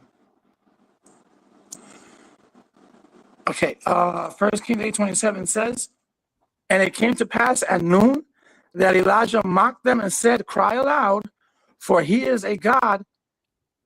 For he is a God, either he is talking or he is pursuing. Now, pursuing, if you look it up, pursuing goes in a withdrawal. That's the toilet. And listen, check this out. Do me a favor. Type in NLT, 1 Kings 8:27. Yep. NLT, hold on. Let me see if I can find. Hold on. Because they should have the NLT here. Yep, found it. I got it. All right. Let me all right, here's it. Oh, yeah, okay. So for surely he is a God, perhaps he is daydreaming or he is relieving himself. Wow. So when I said that earlier about Elijah, if you give him a body, he got to go boo-boo. The Most High don't have to go boo-boo. Yeah, you're right. Right. So that's what I mean. So the Most High, what he does is called anthropomorphism. So now I'm going to show you something on the screen real quick. Let me show you something real quick. And this is what it is. What's that term called? Anthropomorphism. Anthropomorphism. I'm going to show you real quick. Let me share my screen real quick. And see, this is what a lot of time people do, and then they don't understand that, like, that's really what it is, though. Let me show you. So I'm gonna make it large. Here we go.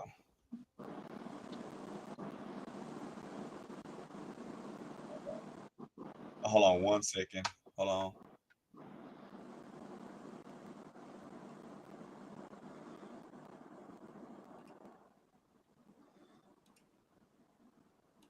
Okay, can y'all see that? 1 sec. Yep. Anthropomorphism. Yes, noun, attribution of human motivation, characteristics, or behavior of inanimate objects, animals, or natural phenomena. Number 2, the representation of the deity or the polytheistic deity under a human form or with human attributes and affections. Now, why am I showing this? Because the truth is this. You have relative truth and absolute truth. The Most High really isn't jealous. Okay. Now, you might say, well, hold on, Hezekiah, you're contradicting yourself. I'm not.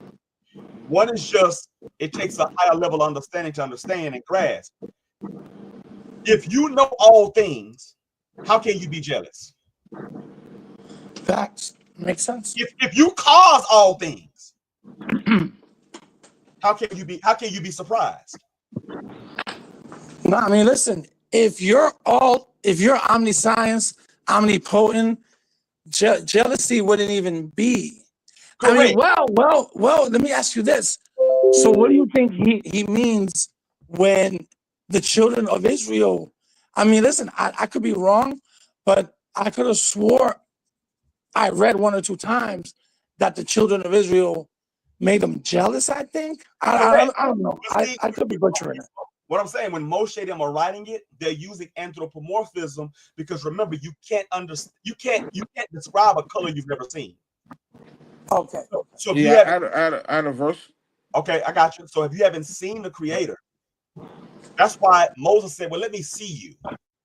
So he relegated himself to something Moses could understand, and he relegated himself to like some kind of giant apparition that he covered Moses with his whole hand. His hand was so big, he covered Moses' whole body. Okay. You see what I'm saying? But that's not his fault. Hey, do angels eat food? Yeah, angels do, but angels are not the Most High. Do they poop? Yes, they do.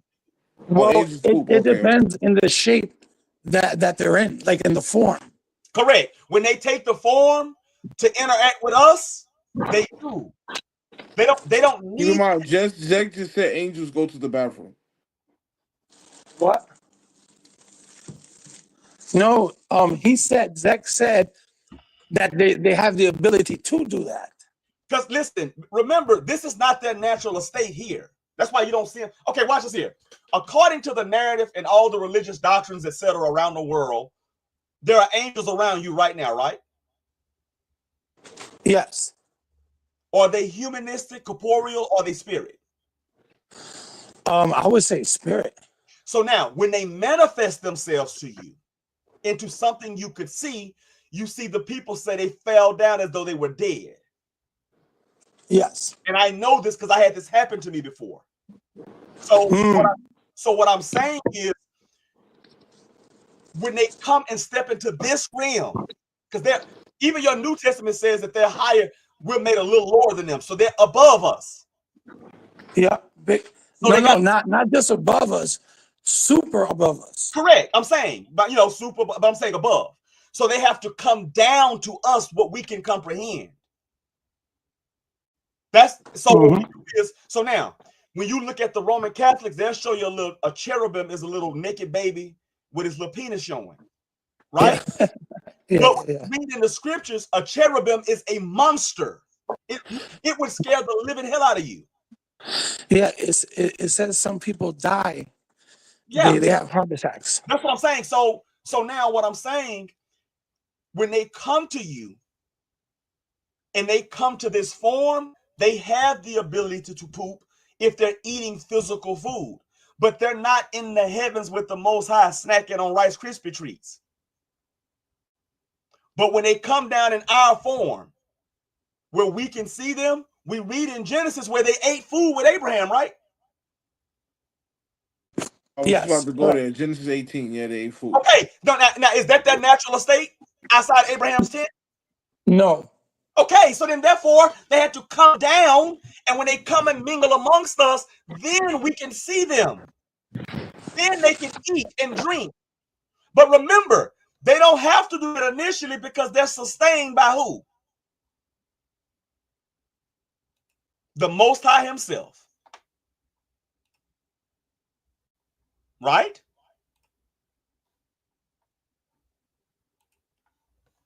Go ahead, Lewis. Explain what you want to explain. Yeah, no, I was just gonna go to Psalm 78, but you already yielded that they eat food. Okay, and go to the doctor. But yeah, we got the floor. Go. So, like the brother Delta said, the law is perfect. Right. Right? The law is perfect. So, but see, y'all haven't shown me how you redeem. What did he redeem you from? You still die. Hold on, watch this here. Name one thing that's different with an Israelite before Christ redeemed you and today. Well, I mean, the Hebrews, the Black Israelites have twisted theology. Like they don't believe in the hellfire. Listen, I'm not asking about theology. I'm saying, show me scripturally something that happened to Abraham, that happened to Yahudah, that doesn't happen to me? Nothing but the hellfire. He saved us from going to hell. No, listen. Listen what I'm saying to you. What did Jesus save us from? From hell, going to hellfire. Hell is the grave. It's not hellfire. Remember the hellfire narrative? It was a parable. And he said that when he spoke to the people, he spoke in what? Parables. So when you go to Luke and he talks about hellfire, he's not talking to the side, he's talking to everybody. That's a parable. That's not literal. And the Quran says hellfire is real. Yeah. Listen, so if you want to be a Muslim, excuse my French, take your ass over there with Islam. But see, this is the problem. You keep trying to deal with the book, then you're lost in the New Testament. Wait, didn't the Torah say that this ground swallowed up one of the Israelites? The ground swallowed him? Yeah. Now, what's your point with that? It says the ground swallowed him. How does that work? You ever had an earthquake or a tsunami or a landslide? It said Hashem opened up the ground and swallowed him. That's called an earthquake, right? You get sinkholes, right? Where'd he go? Like he just went, all right. No, listen, stop. Do you know what a sinkhole is? Yeah, but hold on, that's irrelevant because the Revelation talks about the lake of fire. But Revelation is not literal. It's signified. That's Revelation chapter 20. That's twisted theology. There's no hellfire. That's twisted theology. Louis, watch 20. Hold on. Listen closely. All right. From the time of Adam never said nothing about hellfire. Abraham said nothing about hellfire. Isaac said nothing about hellfire. Jacob, Judah, the 12 sons never said nothing about hellfire. David never said nothing about hellfire. No, the phrase hellfire is not even there, period. Then all of a sudden, you get to a new book in a language we didn't speak, and it starts talking about an eternal hellfire. So Yah was just like, forget all the people that was faithful to me and loved me in the beginning. Forget all them. I hid it from them. Jesse's in the back. Sorry to cut you off. He's in the back. He said that on that. So when you say hellfire, and I'm going to show it to you. I'm going to show you when you go to Luke and you look up the word. Revelation 20, if we read that, Revelation 20, 13 to 14. You can read your verse. And you're right, the hell is the grave, what it says it. Yeah. And the seeking of the dead which were in it, and the death and the hell was the grave, delivered up the dead which were in them. Mm-hmm. And they will judge every man according to his works. And now we're being judged from 14. Yeah. And death and hell were cast into the lake of fire. This is the second death. Oh, watch this here. The lake of fire is real. Hold on. Hold on. Okay, no, stop. You just changed. And hold everybody verse 15, whosoever was not found Louis, in the book of life was cast into the lake of fire. Yeah, Louis, let Zach break it down. And then Zach. He got the floor. And whoever was not found written in the book of life was cast into the lake of fire. That's the hellfire. What are you talking about? Zach, and then when you're breaking it down, if you could because I think you said that you don't believe in hell per se. Could you give us a little quick breakdown of what you do believe in? Okay, so I believe that everybody dies, and you cannot separate. Because remember, the Most High said He's the first and the what?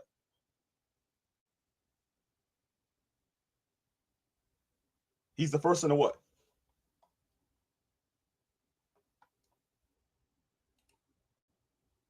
I can hear you. I don't know if you can hear me. I'm saying the Most High said He's the first and the what? And the last. How can you be the last if you don't die? Zach, wait, what? How could you be the last of what? How could the Most High be the last if I'm going to be there with Him for eternity at the end? Let's get that's the second Maccabees. Let me get that real quick. No. Listen, stop. I'm not asking you for exegesis. This is I'm not exegeting. I'm going to second Maccabees. Listen. This is a basic math problem. Basic. What does the word "last" mean? The last one, like after everybody else. So if I live forever, how can He be the last? Well, it's in the Bible. The Bible explains that. No, He can't. That's it. It's obvious. He can't.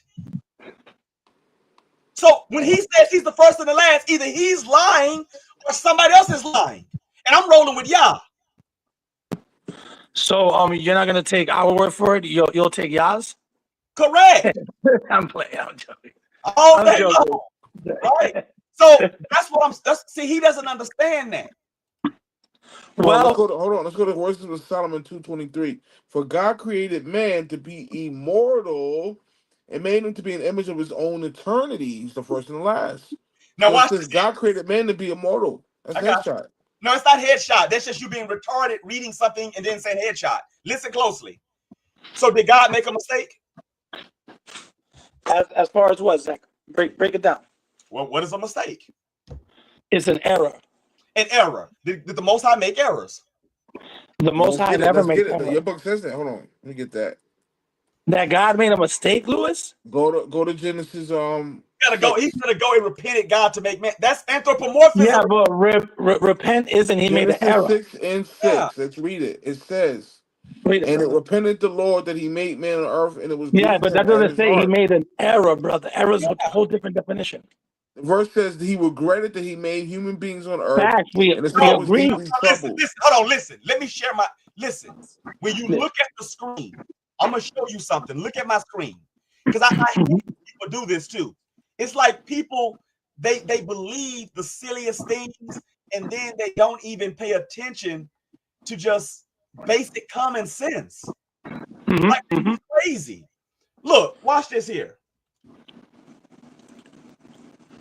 Genesis Zach, right here. Zach, you could put the letters up a little bit, just a little tiny bit. Hold on. There's not too much to ask. Yeah, well, it's not letting me maximize No, this. all right, fine. Then read it, brother. Sorry. It's the word repented. It's Hebrew 5162. Okay. It literally says properly to sigh, to breathe strongly. Yeah. So basically, he did like a Oh, oh these boy Negroes. type thing. Oh, these Negroes. That's what he did. These Negroes. Yeah. That's all. I mean, listen, I And guess what? totally agree. Now watch there. But let me go back. But even that's anthropomorphism because he knows everything is going to happen. And he caused it. He's really not sighing. No, facts. Got you. Which that's a good point. Because how is he going to act surprised, shocked, or repented when Let's he cut already that. I'm knows the about to cut that. outcome And in he the first caused place? it. Isaiah 45 and he caused it. Facts. Yep. So What's that verse that he goes, I create evil, I Isaiah 45. create good, I cause evil, I the Lord do all these things? Correct. That's Isaiah 45 and 7. Okay. So now watch this here. Hold on. I had a precept. Can we go to Psalms 2 and 4? Lewis, let Zach finish it and you get the floor, brother. Because you're still not recognizing what anthropomorphism means. So when human beings, because watch this here, if we don't give the Most High humanistic traits, we can't relate to him because you can only understand what you know. So then question, Zach, you don't think God has human traits, or that's something that's so beneath him to even put him in that type of, in that type of category? I think Or do you think he has human traits? now this is me saying think, and I'm very Okay. I'm not saying believe. This is what I'm pretty positive this is what it is. He wants us to look at him how we see things so that we can sympathize. Let me show you an example. If you make it where he's indifferent about everything, he just causes everything and it doesn't matter, then he can't be personal with us. That's a good point. So we have to anthropomorphize and humanize him so we can relate to him and make it personal. Does God laugh? Well, then Zach, let me ask Does you God this. laugh? No. He doesn't laugh? No. Yeah, Zach. Listen what I'm saying. Lewis, we all know there's a verse that says, I will laugh at your calamity, right? No, Psalms 2 and 4. Go to Psalms chapter 2, verse 4.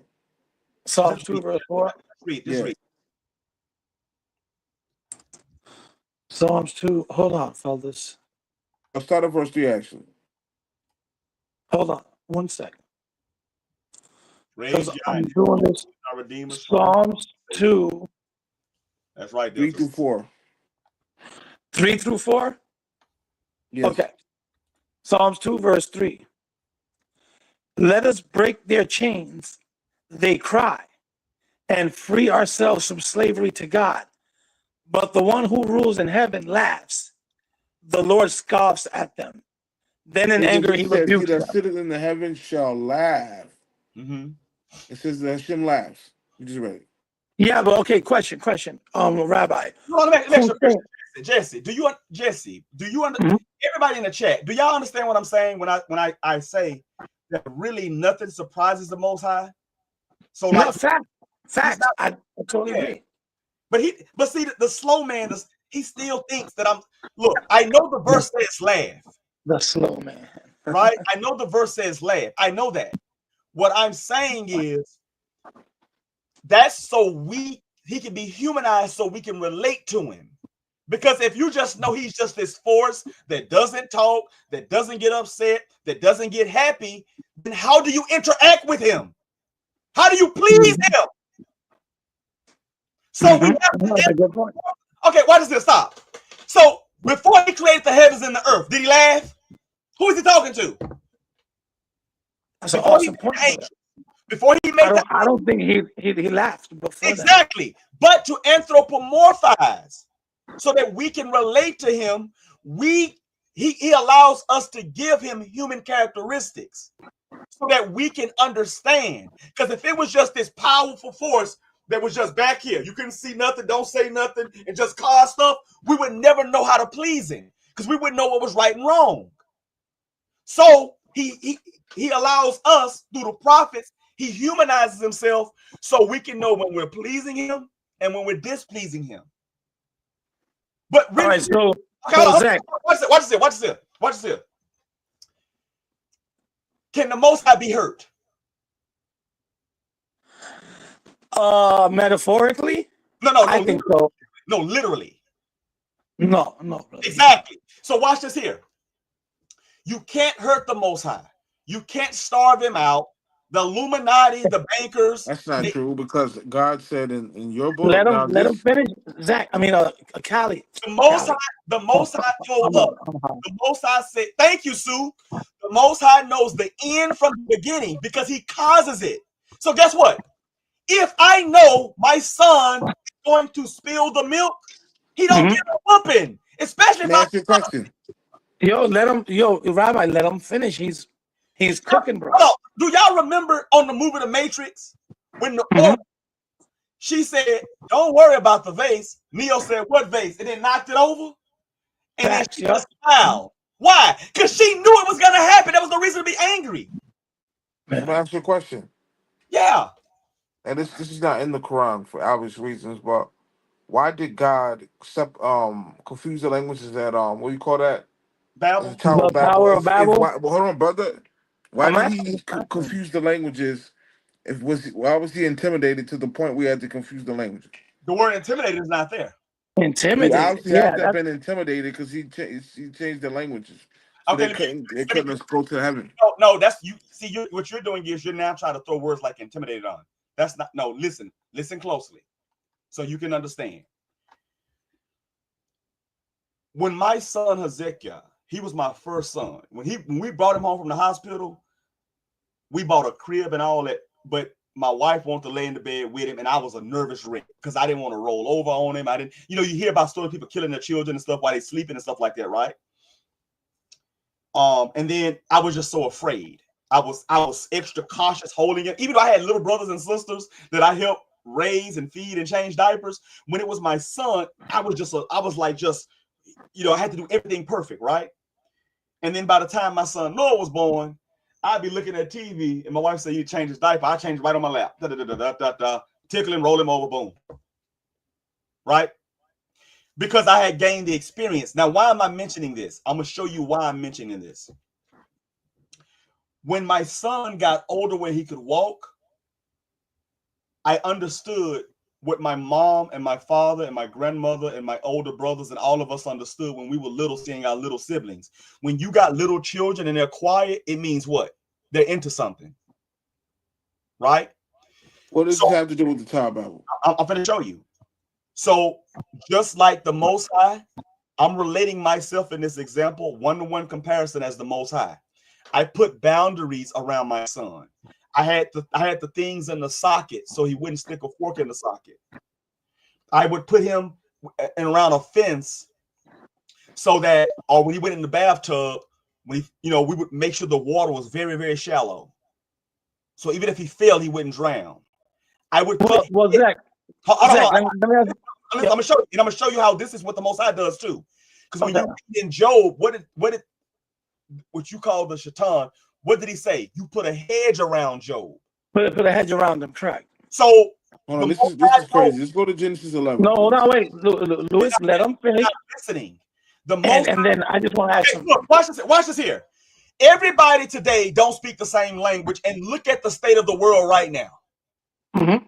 Now get everybody on the same page. The only reason we ain't destroyed is because everybody's not on the same page. That's what the most. Can we go to Genesis 11? Louis, how about this? I'll mute you. I'll mute you. How about that? There you go. Just shut up. Because this is the crazy part. I'm showing you the Most High is putting a hedge around. Because listen, man has created the atomic bomb, the nuclear warhead. Mm-hmm. But then man says, "Oh, well, they're the posture. We're never going to use them." Yo, he's going to use them. But the Most High puts things in place and changes their decision making so they don't wipe out all the earth. So the Most High is putting a hedge around what we're doing. So when you look at the power of Babel, what did he say? If I leave these people alone, it won't be nothing they there's can't. nothing. Yeah, there's nothing that they can't accomplish. But guess what? Their hearts are desperately what? It's evil. It's evil wicked thoughts. Multiply evil and destroy themselves. Well, then, all right, then Zach, is it safe to say that he confounded their language to save from killing them? You say what now? That he confounded their language to literally save them from them making him kill them. Correct. It's a hedge. Now watch this here. If he wiped all of them out, then there wouldn't be no what? Israel. Yeah. Oh, let's read it. Let's read it. Can you butcher that? Go to Genesis 11, start at verse 5. Yeah, Louis. All right, Louis, what's the verse, brother? Genesis Zach, 11 and 5. Let's entertain this young man. Louis, where? Genesis 11 and 5. Okay, and your point is going to be what? God was intimidated because they were speaking this. Whoa, that's a crazy word, bro. God was intimidated? That's a crazy word, bro. He was intimidated. That's why he changed the language, because they was about to. All right, Louis, listen, I'm about to read it. But define what you believe intimidated means. Yeah, so he says he came down to the city. No, brother. I'm asking you to define what you believe the word intimidated means. He changed their languages because he was afraid they were gonna make it to the heavens. Let's read it. No, that's not. Hold on, stop. Let's stop for a second. You do realize that according to the science that you follow, forget the dome. Let's take the dome out of the equation. Yep. If you go up high enough, what happens to you? You can't breathe. So how the hell they gonna get to the Most High? Okay, let's read it. We'll go read the KJV. We'll start at verse 4, Jesse.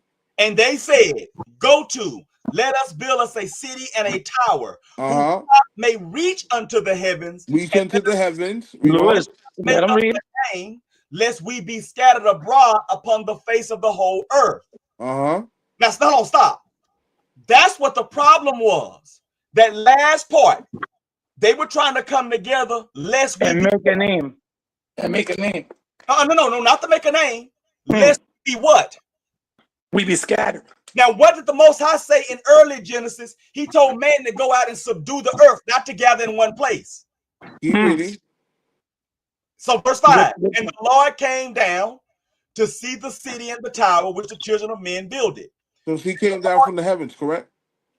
Yeah, this is anthropomorphism. You don't have to really come down. Okay, go ahead.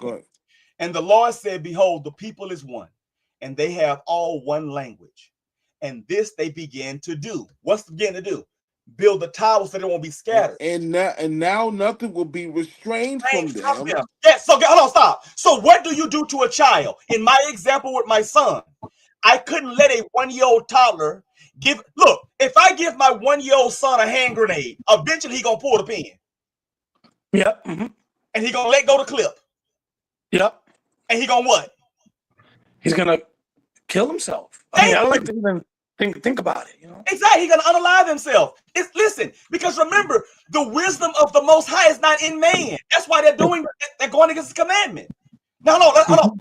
Watch this here. What let's go to, hold on, let's go to, hold that verse. I'm gonna show you something real quick. Because before this happened, we were told something else. Now let's go to Genesis 1:28. And God blessed them, and God said unto them, be fruitful and multiply and replenish the what? The earth. Not a certain part, but see, they didn't want to be scattered. They didn't want to go all the place, all over. They went into the plains of Shinar in one central location. That was against that commandment in verse 2. In 28. God blessed them, and God said unto them. Now, when the Most High tell you something, that's called an instruction, right? Yes. Which do you think it's still a law? Do you think that that's a law? It's a law, yes. Yes. And he says what? And it says, and God blessed them, and God said unto them, be fruitful and multiply. That's the first instruction. So have babies. Number 2, replenish the earth, not a region, the whole earth. Because when you start putting people in the same location, you have people that do what? They raise up and start doing what? Ruling over people, because the man's heart is wicked. That's literally what Nimrod did. He became a king and ruled over the people. Yep. He became a tyrant bully, did he not? But see, if you spread the people out everywhere, and everybody is spread out just making babies and taking care of themselves, there's enough resources for everybody, then you won't have these dictatorships. So then you're saying God wanted them to spread out so everybody could have enough land to not get greedy and want to take everybody else's land. Yeah, because guess what? When you got land that grow a lot of grapes, and I like grapes, but I got lima beans, I want your land now. So then what I'm going to do to you? Eventually, with my heart being wicked, eventually I'm going to do what? I'm going to kill you. I'm going to unalive you. Yeah. Unalive, yeah. So the Most High is like, no, it's plenty of real estate for all y'all. Acres upon acres. Go on out there and get it. Claim it. And guess what? When you get there, they're going to be beasts and animals, but I've given you dominion over them. That's why most of the time you look at snakes, what they run from people. They don't try to attack people. Even bears will run from people. Mountain lions will. You can see videos. Now, of course, they do attack people because we know Yah sends the animals on people too, right? I told my sons when I took them outside, I told my son, my son said, Dad, it's a wasp. I said, son, are you messing with it? He said, no. I said, well, guess what? Stop being afraid. I said, they're just like you. I be out in the garden all the time and they never been stung. Why? Yeah. I don't mess with them. Listen, 9 times out of 10, a animal will attack you is if you're near their children, or they feel they feel threatened. Yeah, just like us. Just like us. Yeah. Or the third one is if they're dying of starvation. Correct. Now watch this here. You get the dying of starvation when people are doing what? Encroaching and cutting down their natural habitats because well said. So look at the United States. United States is all over there and people all over there cutting down the Amazon and taking wood, and now you're encroaching on what would naturally be you can live in harmony with them. Facts. Right? With China now, what they're doing is they're building gardens on top of all their skyscrapers.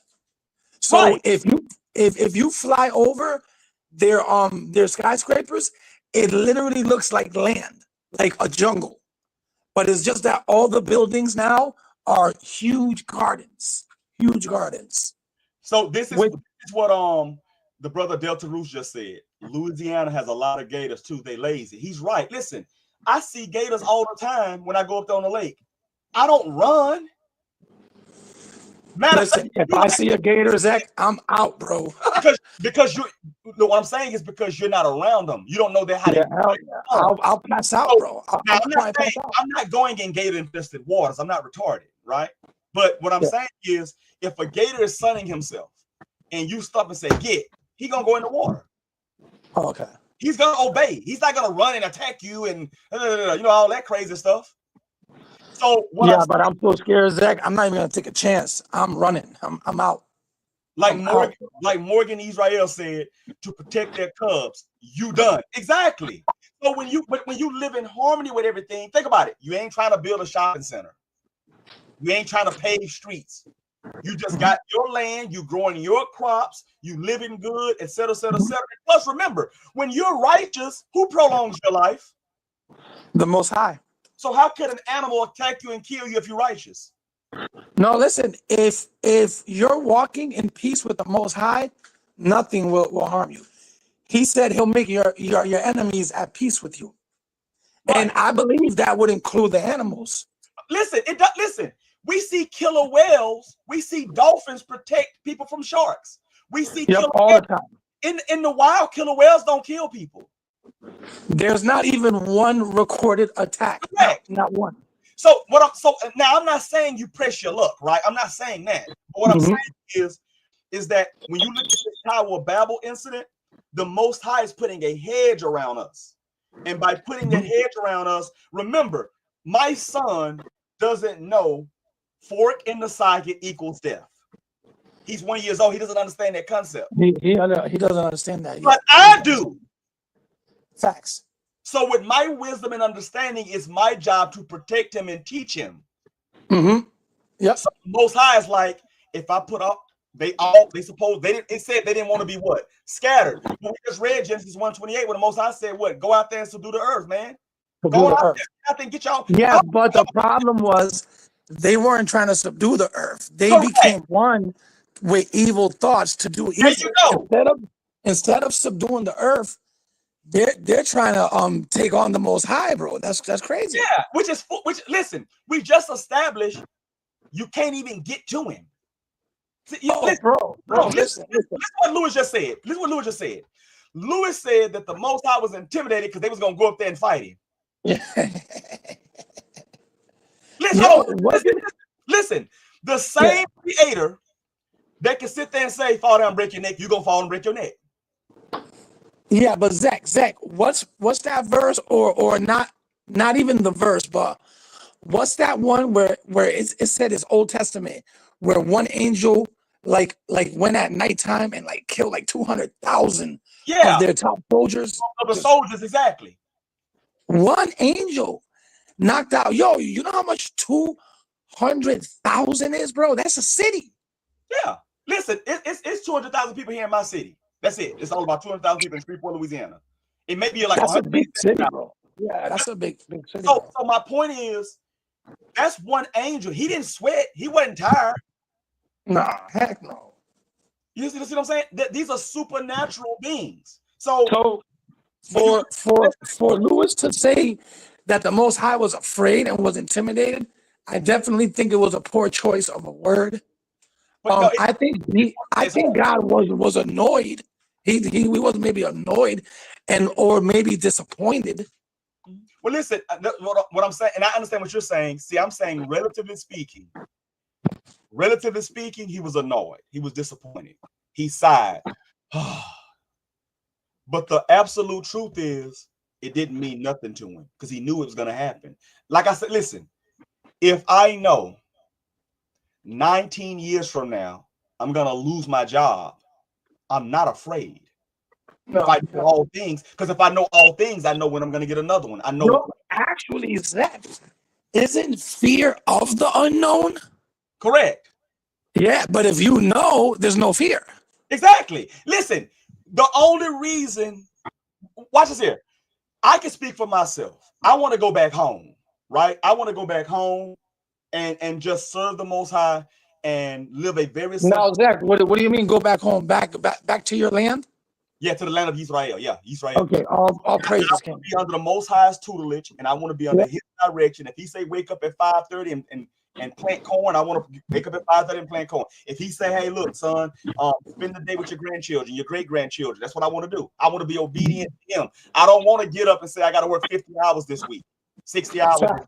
Got you. Listen, when He says, the Most High says, look, every man gonna have his own vine, his own land, vine, house. I mean, your children gonna have it too. See, you can't do that right now because the elite, they have taken all the people and put them into one place like the Tower of Babel in what we call states and cities. Well, Zach, like if you really think about it, don't all the cities have that same blueprint? That's what I'm saying. Listen, that's the blueprint of Nimrod. And then Yeah, guess the what? blues of the And men. all of them have a king or a governor Yeah, ruling yeah. over them, telling them what to do. And guess what? And some of the things they tell you to do go against your God-given rights. So basically, man has created a whole bunch of mini towers of Babel all over the place. Yeah. And guess Wow, what? that's crazy. And guess what? When we say the daughter of Babylon, which is America, we see the daughter of Babylon. Why? Because everything goes here. Yeah. Everything. Well, not everything, because they don't like you to worship God sincerely in your heart. But No, other than that, you can do whatever you want. when I mean everything goes, because look at who we're talking about in Genesis chapter 11. Like all evil goes. All evil goes. Yeah, listen, we see people. I'll give you a prime example. Where's the Epstein list at? Where's the Epstein list? Yeah, but we got I mean, isn't it still like classified? yeah, but we got the Diddy trial though, right? Which for some reason they're not showing nothing on the news. Nothing. That's my point, because it's wicked. So listen, they're not covering nothing. The Most High said we're not supposed to be respectful of persons. We're supposed to judge righteously. Mm-hmm. If Diddy is on trial for breaking the law, statutes, commandments, precepts, ordinances, and judgments, then surely Epstein and the people that I'm gonna let this sit with y'all. Ghislaine Maxwell is the only person to go to jail for trafficking to nobody. Brother, who? Sorry, I didn't catch that. Ghislaine Maxwell, that's the woman with Epstein, with Jeffrey Epstein. She's the only person in the history of the world to go to prison for sex trafficking to nobody, because we ain't got no names or nothing. Wow. Which, whoa. According to the law, don't you have the right to be in front of your accuser? And don't you have the right to know who's... Well, what did Trump say? Trump said that in the very beginning, he said, when I get into office, he's going to release the Epstein list. They showed some people on social media on X walking out with binders, and we ain't heard nothing else about it since. Wow. Because he's probably involved in... What did the Most High say in Daniel? See, something I learned in Daniel. The Most High said what? Let me get it real quick. Yeah. Break it down, brother. See, once people understand these very basic things, let me tell you something, man. The Most High is not running around. Matter of fact, I'm gonna show something else with you. Remember the word sulfur to me, okay? Remember the word sulfur. Sulfur, yep. Yeah, I'm gonna show you the word sulfur. And I'm gonna show you things he don't even understand. Just basic things he doesn't have the experience. I'm gonna show you something real quick, all right? So now, Daniel chapter 4, verse 17. Can you read that, Jesse? Daniel 4, verse 17. 1 sec.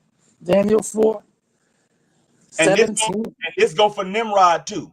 And they go for Donald Trump, and they go for Macron in France, and they go for Ibrahim Traore in Africa, and it goes to all of them.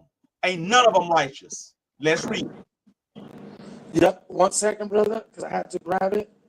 Because Daniel. everybody talking about Ibrahim Traore, and I don't hate him enough. I'm just saying he's a Hamite. Everybody talking about Ibrahim Traore, talking about how he's doing this, and this. I ain't heard one law yet. Yep. All right. Okay, so Daniel 4:17. Uh-huh. This matter is by the decree of the watchers, and the demand by the word of the holy ones, to the intent that the living may know that the Most High ruleth in the kingdom of men, and giveth it to whoever he will, and setteth up over it the basis of men. What does the word basis mean? Simple. Lowest. Peace. Yep. Like just the bottom. The bottom of the bottom. Everybody's saying Trump is gonna come back and bring jobs. Trump is the lowest. Biden was the lowest. Obama was the lowest. George Clinton was the lowest. George Bush was the lowest. Junior, Senior, they're the lowest.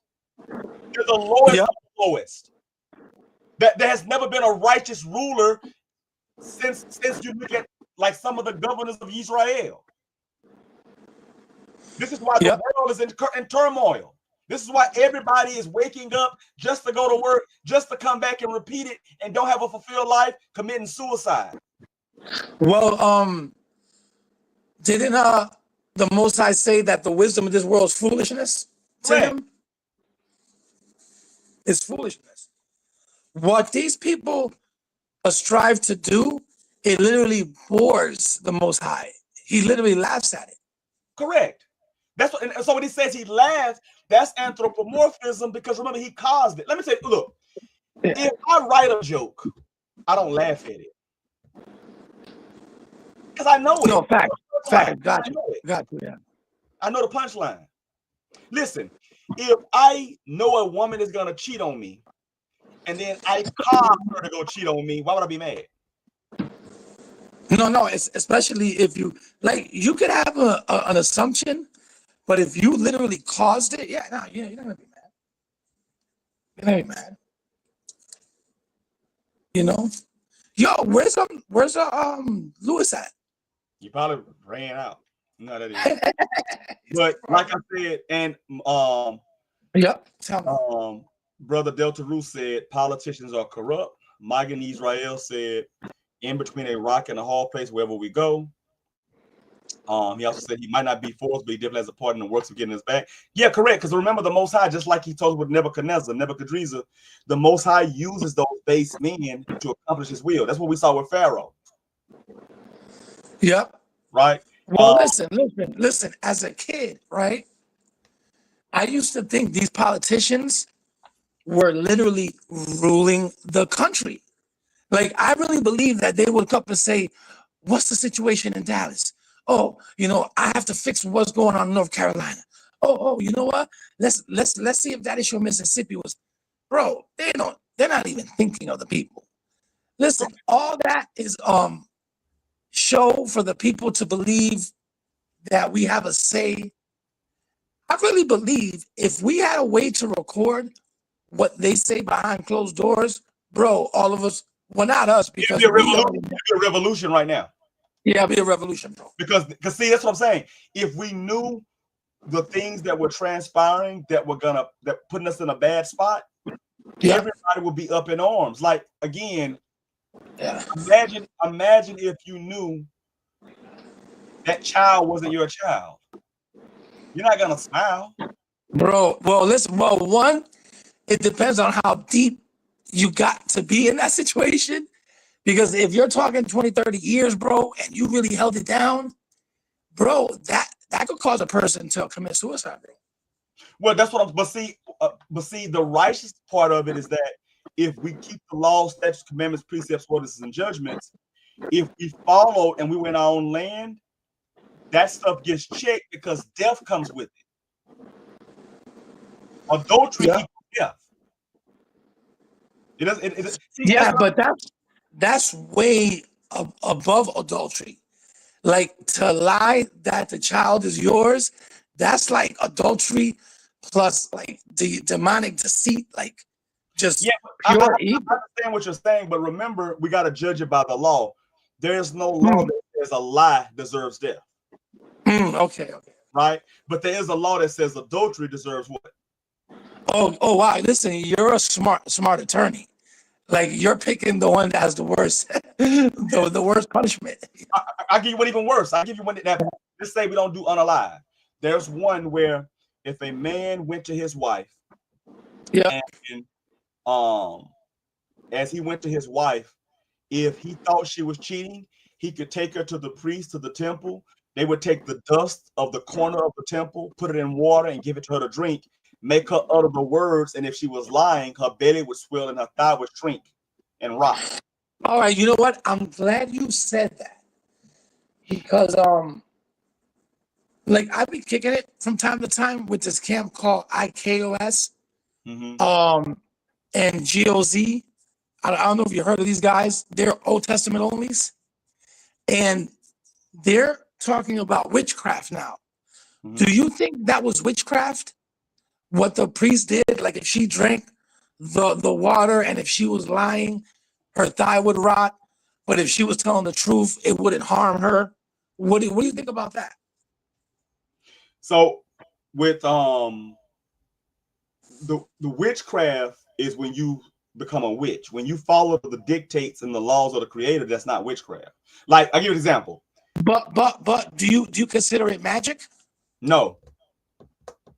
Okay. Because the dust of the temple is not doing it. It's the power behind the one that said it. Okay. You know what I'm saying? So the Most High said, if you do this here, this is going to happen. His word can't return void. So it works. Okay. So the dust and all that is just symbolism but the real power is coming from the Most High. Like, you know, like people say all the time, Moses led us out of Egypt. He didn't. The Most High did. Facts, facts. You know, Moses didn't. Now, when I say this, there's nothing special about Moses. When I say that, people are, oh my God, what do you mean?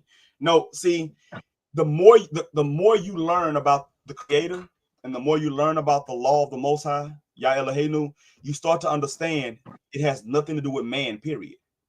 No, listen, I'm glad you said that. Moshe is Moses, one of our forefathers, and I love him to death. I'm just saying, relatively speaking, he's Moses, one of the greatest men ever lived, right? Yeah. Moses, the only superpower he had was that he was the one chosen by the Most High. Correct. That was the closest he got to a superpower. Yeah, he had was no being power. chosen. Yeah, he had no power. Now I'm gonna tell you something about Moses. Moses had a lot of courage, man. Oh, facts. Can you imagine hearing the Creator tell you, okay, I want you, if you're in Boston, I want you to walk to Cleveland. And when you get there, no, brother, it took a lot of faith, bro. It took a lot of faith. Courage, man. Like people don't. I always pray that the Most High give me the courage of Moses. You know, that's a lot of courage, bro. Like we always talk about Samson's strength, right? And you got to remember too, Moses was bucking up on armed guards, like people that had weapons. Moses didn't have no weapons. When we think about Moses, we think of some frail little old man. And don't realize Moses wasn't malnutrition. Moses was breastfed by his mother, taught the law, statutes, commandments, precepts, on judgments from his mother. Because remember, she raised him. Jochebed raised him. Remember? So he knew he was an Israelite. Like people think, oh, he was an Egyptian and he got mad at the. No, he grew up as an Israelite. He knew he was an Israelite. His adopted mother. When you go and read in the history, it tell you she was a daddy's girl. She got whatever she wanted. So when he said kill the Hebrew babies, she was like, I want to keep this one. And he was like, okay, you got it. And the Most High put that spirit on him to preserve Moshe, which would deliver us later. So, but you know, when you can't see it, like, watch this here. Can you imagine somebody say you raped a woman and you got to go to jail for 10 years, 12 years? That's what happened to Joseph. Facts. And Joseph was not wicked at all. No, listen. I don't think none of those men were wicked. I think the so-called wicked things they did, it's called being human. All humans make mistakes. I don't think they were evil persons at heart. I think they just made mistakes just like everybody else, except their mistakes were written down for the world to see. But if you would write down all the mistakes we've made, we probably have a library. Okay, so we got a brother here. Well, a guy here, I don't know. He says, Jesus Christ says, and JC says, if I say Christ has green hair green like grass, am I saying Christ has grass as hair, or am I only talking about color? The Bible states Christ had hair white like wool. It's only talking about color, not texture. No, brother. Even with that context, the color and the texture, wool is, first off, wool is not white. All wool is not white. You have black sheep. So it's about texture as well. Because listen, when you wear clothes are texture. They're called textiles. Root word textile. Yeah, textiles. Right? So that's the texture. When you get cotton is only used for one thing. What's that? Make clothes. Right? So that's textiles. That's the texture of what you're wearing. You can feel this is cotton. Yeah. Well, they did start using, like, you know, years later, they started using cotton for like pillowcases and stuff like that. But for the most part, it was closed. Yeah, but what I'm saying is the whole point of wood is texture. Wool is texture. Because look, are there any black sheep? Yes. So then we can't say it's white like wool because all wool is not white. Facts. No, you're right. I totally agree with you. So it's saying the color and the texture. Because if it was just saying the color, just say white as snow. We know his hair ain't cold. So when Moshe put his hand in his bosom and then took it back out, and it said his hand turned white as what?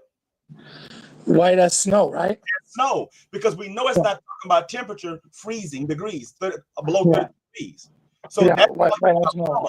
So when you look at And then wool, it would be talking about texture and color. Because first off, wool isn't even really white. It's a dirty. There's no white wool because sheep are not clean. bro, listen, I don't think there's anything as far as like animals that's pure white anyway. I don't think there's a pure white. No, that's what I'm saying. Do you think there's a pure white animal? Yeah, so no, that's what I'm saying. So when he says white like wool, he's talking about the color, which is really like a dirty gray color. Because that's what most men get older. Like some of my beard is starting to turn. You can see it now, it's starting to turn, right? So it's gray, like a gray. It's not really white. And then unless you see a little toy or something, but like I say, but all wool is not white. There are brown sheep, there are black sheep. We look at our forefather Yaakov in the book about a sheep, Genesis. When he was with Laban, he said he had speckled cattle, speckled sheep, and all kinds of goats and stuff. So they're not all the same color. Joe, do you ever remember years ago that Yaakov theory that he created the first white man? Was that the 5% nation that started that crazy stuff, or What now? how like there was a guy named Yaakov that he created the first white man in like a laboratory? That's the Nation of Islam. Nation of As Islam. a nation of it? Okay. Yeah, now, I don't believe that nonsense. Do you? No, right? No, like, but if you crafty enough, you can look in the scriptures and see about the caveman, Neanderthal, troglodytes, and the people of the Horites in Mount Seir. They will, if you look up Seir, it'll say they're Horites. Horites. Matter of fact, let me get it for you real quick. If you look up Horites, it'll tell you. That'll be Strong's. Yeah, were it the Horites in the Caucasus Mountain, or I don't know if it was the Caucasus Mountain, but they were in Mount Seir. Mount Seir. That's where they were first. Yeah, so when you look in the Strong's Concordance, the Hebrew word for Horites is Kori. It's Hebrew 2752. It literally says cave dweller or troglodyte. If you look up the word troglodyte, let me show you real quick. I'm gonna show you this real quick. So when you look up the word troglodyte, right? Yep.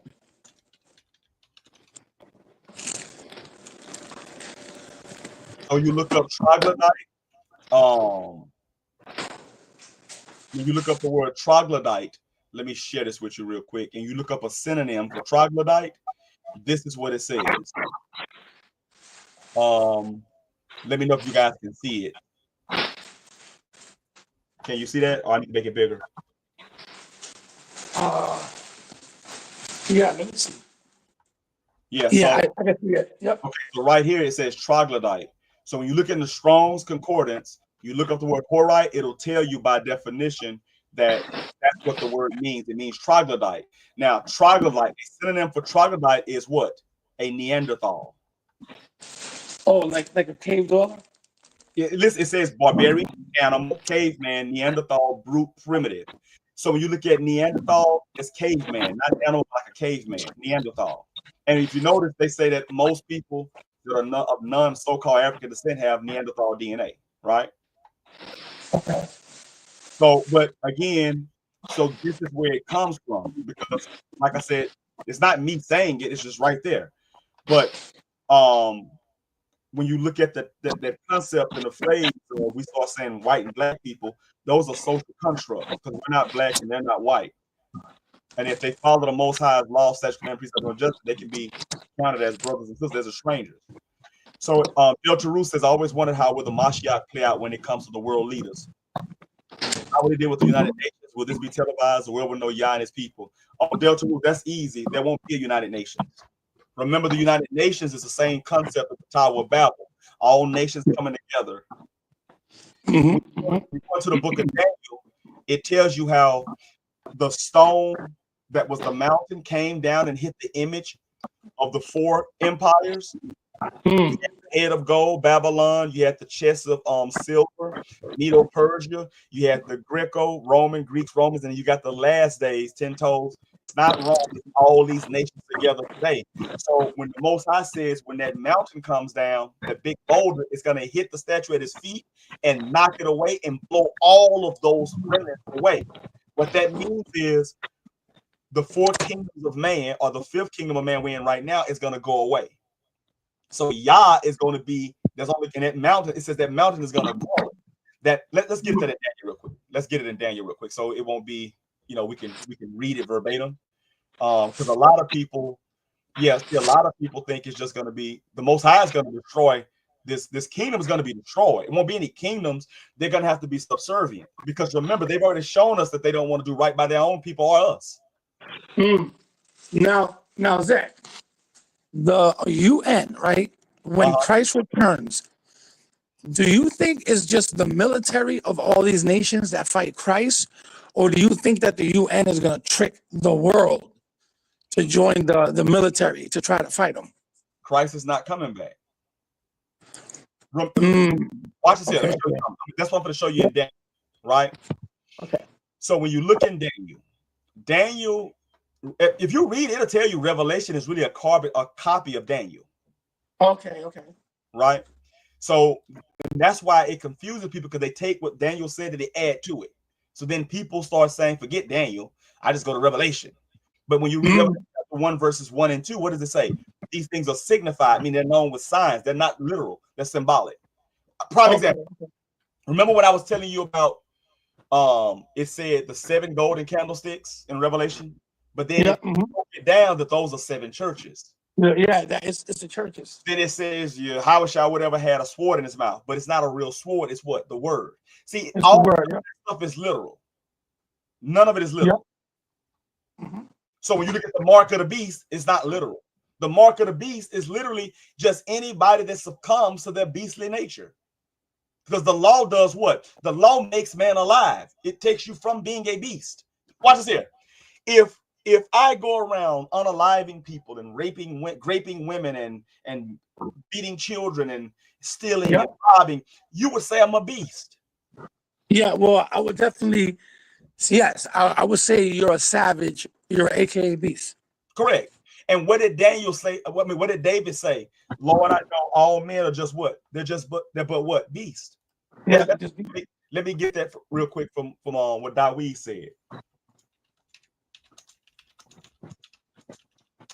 So you can see it. But when you go to so in Psalms, hold on, let me see something.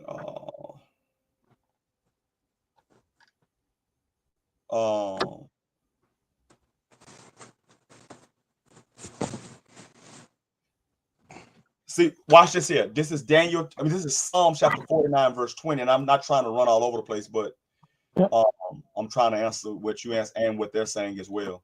So 49 and 20, it says, man that is in honor and understandeth not is like the beast that perish. You see? And then not only that, to show you, check this out. Are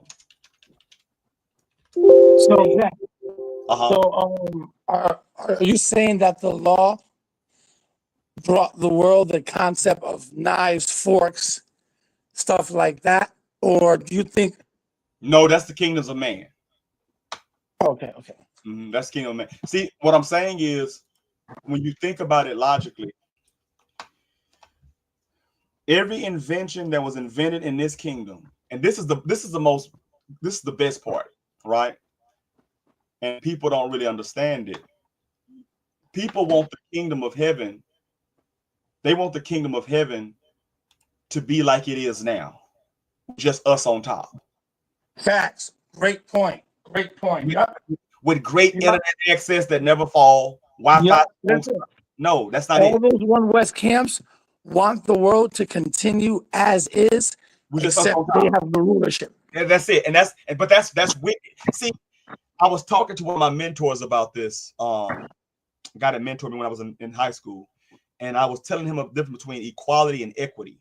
I want equity. I don't want equality. I do not want equality with this system. I want equity. Equality is if police can unalive an Israelite that's innocent, I wouldn't have one of them. That's equality. Okay. Equity is we all just do what's right. Mm. You see the difference?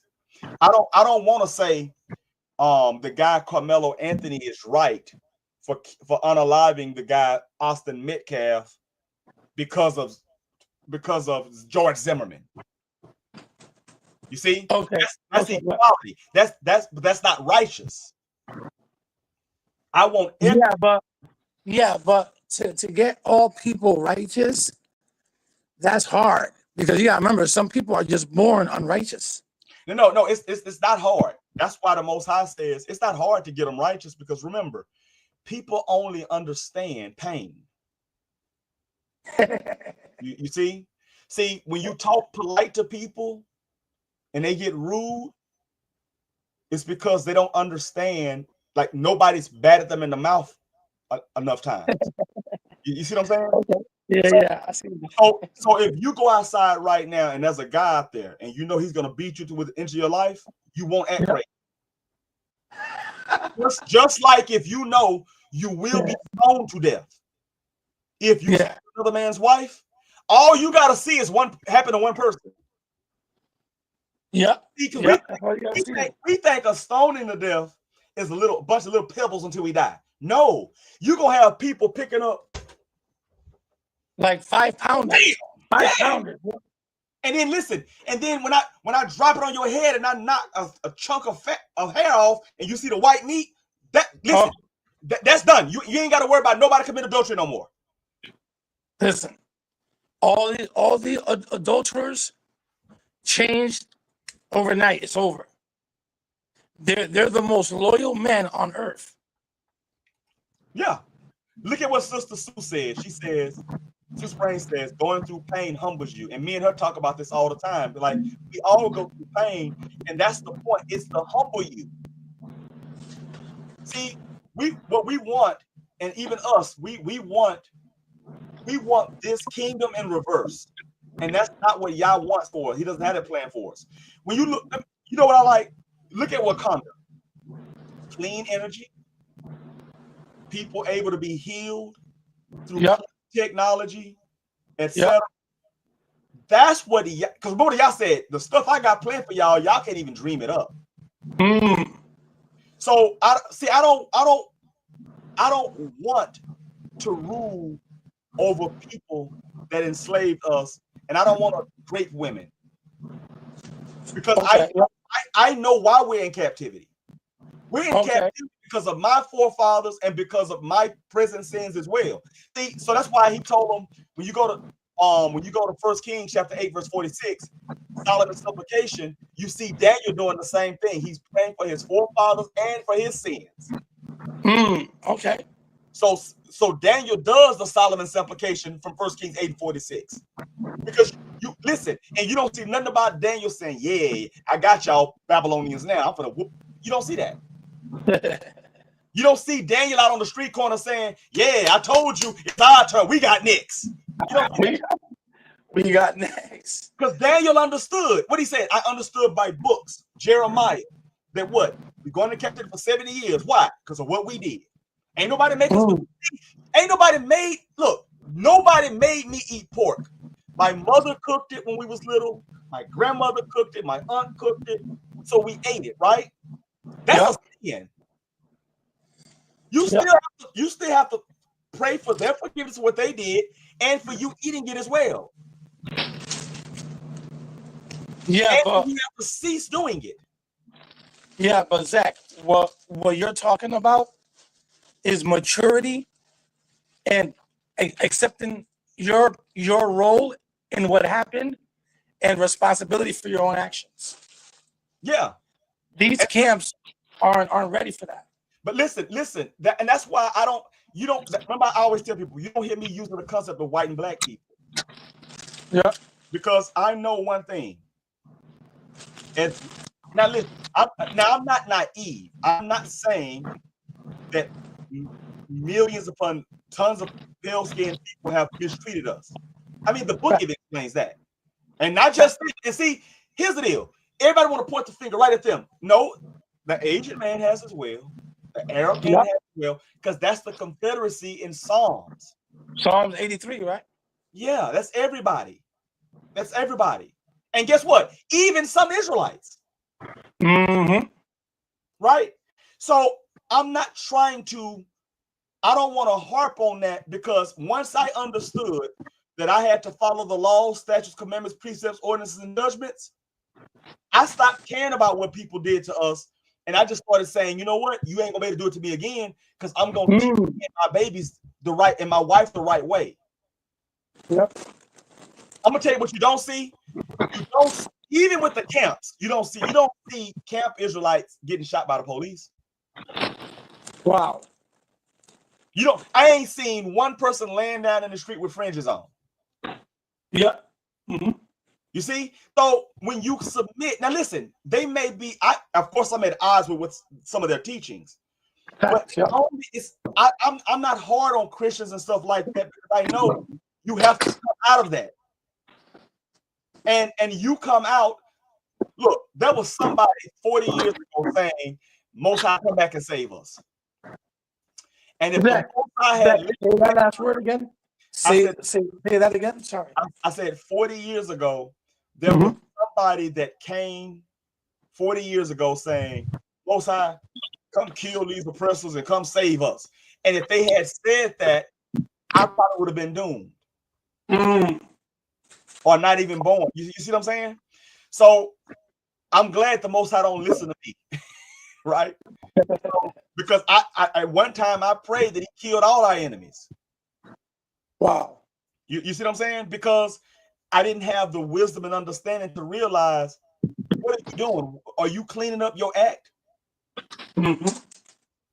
Right? See, it's a difference between knowing what day the Shabbat is on. Are you keeping it?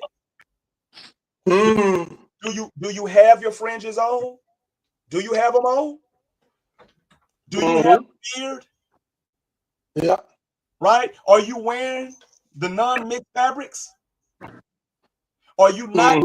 Are you eating off Yah's menu? Clean animals, non-GMO fruits. Like when I show you guys my video when I'm going to my garden non-GMO, heirloom seeds. Yep. See, so instead of me crying about, oh, they're poisoning us, well, what can I change? Okay, I can't stop the chemtrails, but I can control what kind of food I consume. Well, listen, what you're talking about is you grew up. Correct. You matured. You matured. You became an adult. You take care of your family. 90% of them dudes in them camps yelling, DEATH. I don't want to, get your channel strike, but to the white man, and let's unalive them. And listen, 90% of them dudes probably still live with their moms. Like, I'm trying to say? They don't have jobs. This is the most fame some of these cats will ever get. And it ain't about self-growth, one analyzing ourselves, really looking in the mirror, really realizing that I've been my own stumbling block. Yeah. Well, Michael Jackson said it. I'm starting with the man in the middle. Look, man, I cannot look, Jesse. I can't change you. I can't change Morgan Israel. I can't change Sue Sprain. I can't change Delta Roos. I can't change Lewis. I don't even try to change people. All I can do is what YHWH 24 says. As for me and my house, we'll serve the Lord. Yeah. And if my family don't want to serve the Lord, I have to cut ties with them, whether they be my children or my wife. But I'm thankful that Yah has given me a wife of understanding, has given me children that are beautiful understandings. Right? Yo, Zach, what do you think the judge will say if you're in court and he asks you, Mr. Zach, so what's going on in your life and all these crimes are happening? You don't understand. The white man and the Chinese man, the African, they've been holding us down. Bro, he will look at you like you're crazy, bro. Well, see, listen, again, and I don't want people to think that I'm taking this where they don't have fault. They have fault. They have a lot of fault.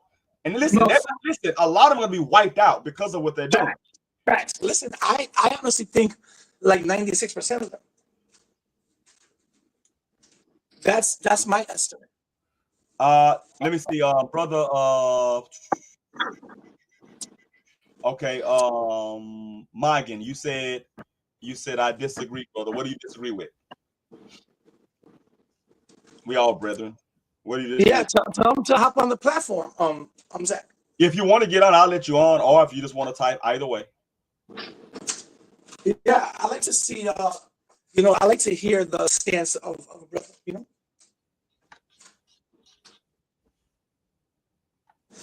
I mean, listen, for the record, like Zach said, I know what they've done. You know, I'm not like giving them, you know, like an excuse or a reason. No, we know what's going to happen on Judgment Day if you were wicked. But all we're saying is at the end of the day, life goes on, bro. You got to raise your family. You got to be a good employee. You got to be a good neighbor. Life goes on. You got to live your life.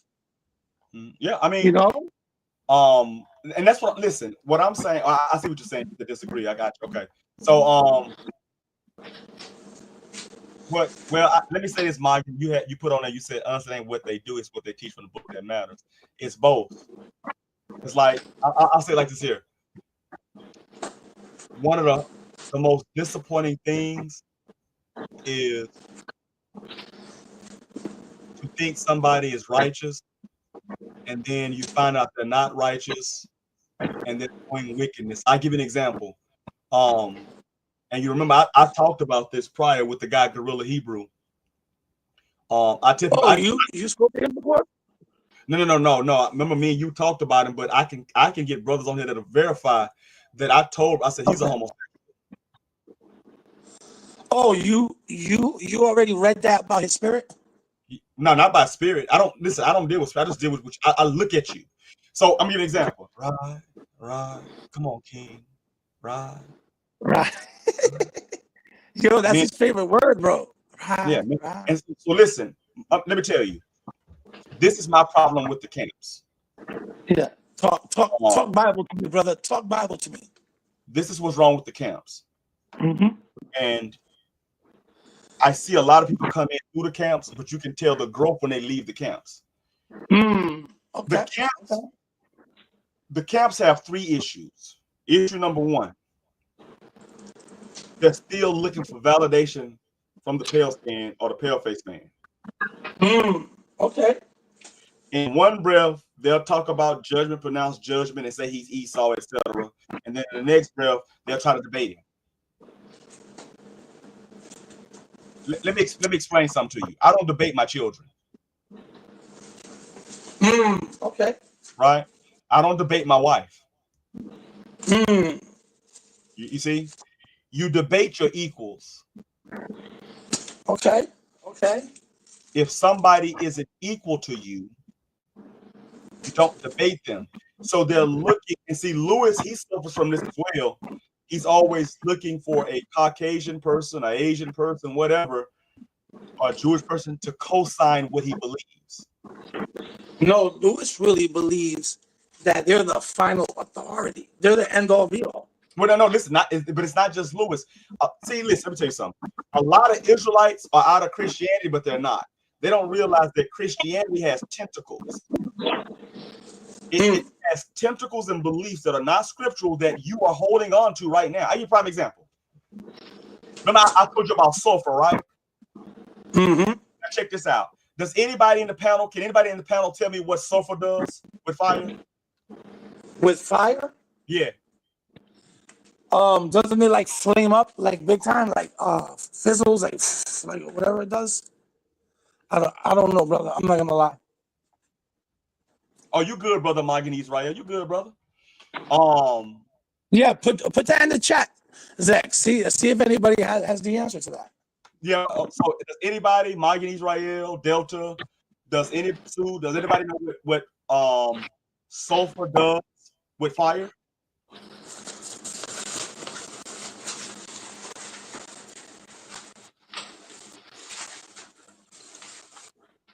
Or does anybody know what the ancient name for sulfur is?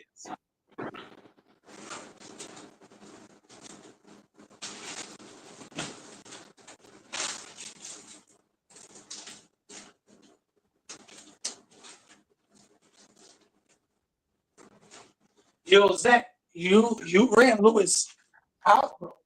And yeah, well, he was done. He tapped earlier. So There you go. Matya. You're right. Sulfur is brimstone. So when you put fire and brimstone together, or the lake of fire and brimstone, it's a purifying agent. What? So if you really think about it, why did he send fire and brimstone to Sodom and Gomorrah? Oh, to cleanse them of their sins? Yeah. So if you read Revelation at face value, if I'm not into the book of Revelation, but if you read Revelation at face value, when you throw a person into fire and brimstone, it's a purifying agent to clean them. What does the New Testament say? For our God is a consuming what? Fire, a flame. If you really understood what they were trying to teach in the New Testament, the whole hell doctrine, it wasn't eternal hellfire. It was you'll go in there, be purified, and come out clean. Because that's what sulfur does. So when you look at Sodom and Gomorrah, sulfur is brimstone. Sulfur is brimstone, and when you bring the brimstone down with the fire, it cleanses the land, because the uncleanliness in the land of what the people of Sodom and Gomorrah and other cities were doing, it was despicable and abomination to the Father. So he had to clean it. The Most High also says that when those kind of abominations are committed in the land will throw you up out of it. So that's what we're looking at. It's a purifying agent. Okay. Because the Bible. See, yo, I learned something new every day, brother. So when you look at, so thank you, Ben. Yeah, you're correct. It burns a long time. Thank you. It burns a long time, because what does fire do? Fire purifies. I mean, Yeah. let's look at this logically. According to David said 70 years is the average lifespan, and 10, if the Most High with you, that's 80, right? Mm-hmm. So 70 years average, 80. So if 70 years is kind of like the starting point, then that means 35 is the halfway point, right? Mm-hmm. You can't do enough wickedness in this world in 70 or 80 years that would warrant you be burned for trillions upon trillions of years. Because how long is forever? It's a trillion times a trillion times a trillion. Trillions for what? Because you were bad 40 years?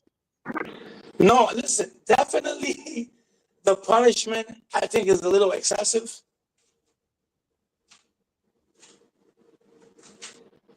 You say what now? I said that definitely the punishment is a little excessive. Well, listen, hold on, Morgan. I think what he's talking about, Morgan, is when he says you never hear righteousness, all you hear is JC is a black man. In a sense, he's correct, because when you look at the camps, I'll give you a prime example. Go look at IUIC. They wear mixed fabrics to camp. Any of that Under Armour dry fit wick stuff, that's mixed fabric. And every now and again, I go on a video and drop little things and say, "Well, y'all got to mix fabrics." I just, because really they're not really pushing the law. Listen, the Most High never told anybody to go out in the streets and teach nobody. Hold on, let's get something real straight. When has anybody ever received correction getting cussed out? Whoa. Are you talking about the person that's being cussed out if he receives correction? Yeah. Well, like you said though, if the person gets scared ishless, like, you know what I'm trying to say? Mm-hmm. Then out of fear, he corrects himself.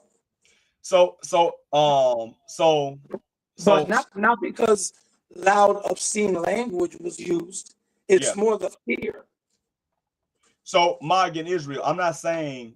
I see what you say. I hear plenty of righteousness from all camps, but see, I know you're saying you're kind of new to it. That's fine. I understand, brother. So I'm not attacking nothing like that. Okay.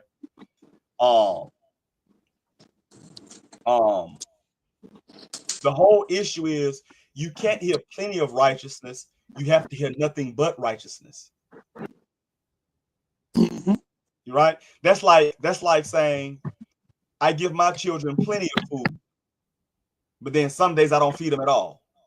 Wow.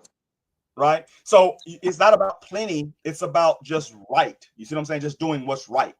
Like you have to. It's about doing right consistently. Correct. And listen, like I said, that's why I'm saying you're out there arguing with people about whether you're the Israelites and what color is Christ and all of this. Listen, that doesn't. I've been teaching for almost 2 decades, and I have never once had a person say, "Yeah, you're right." A pale face say, "Yeah, you're right. Christ is black." It never happens, because remember, most people are wicked. Like, you just be honest, most people are wicked. They're not righteous.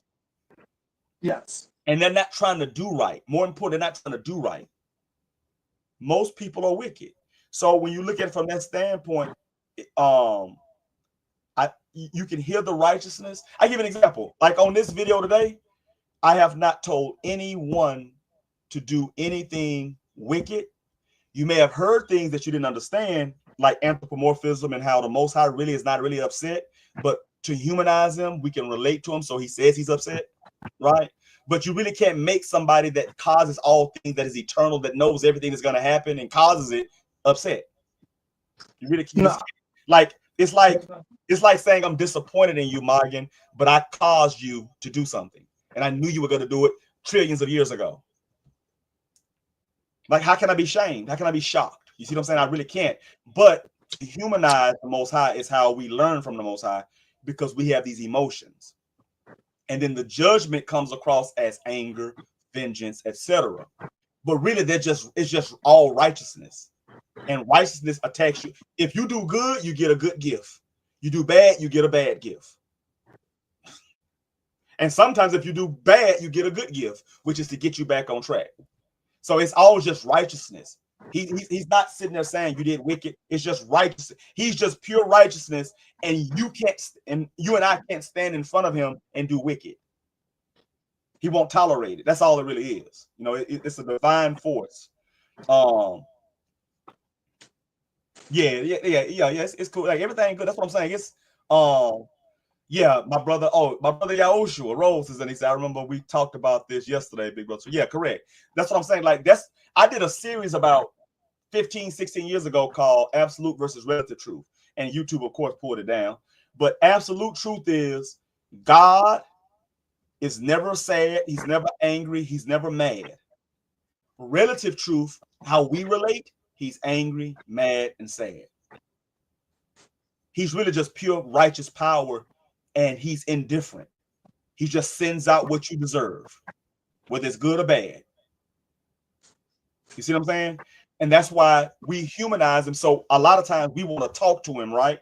And man, I can't wait to hear from the Creator. Yes, he can manifest himself like that, but that's so beneath him that he really doesn't do it. Mm-hmm. Like, if you just pay attention, what did Solomon say? When things go wrong in your life, consider. It doesn't mean you're bad. It doesn't mean you're wicked. Just consider, though. Hey, what have you been doing? And if you really know in your heart you haven't been doing wrong things, then guess what? The Most High is just trying you and making you better by what? Pain. Because pain, I'm telling you, one thing I know, the only thing that get people mind right is pain. That's it. Like, listen, watch this here. Morgan, let's check this out. Yeah, a lot of my series was taken down. It was taken down. It was like a 25-part series, but you can find pieces of it. But watch this here. Like, let's look at it like this. Everybody knows how to understand a metaphor in the Bible, right? So in the Bible, when you see a metaphor, you add like and in certain ways to it. So all flesh is grass is a Bible verse.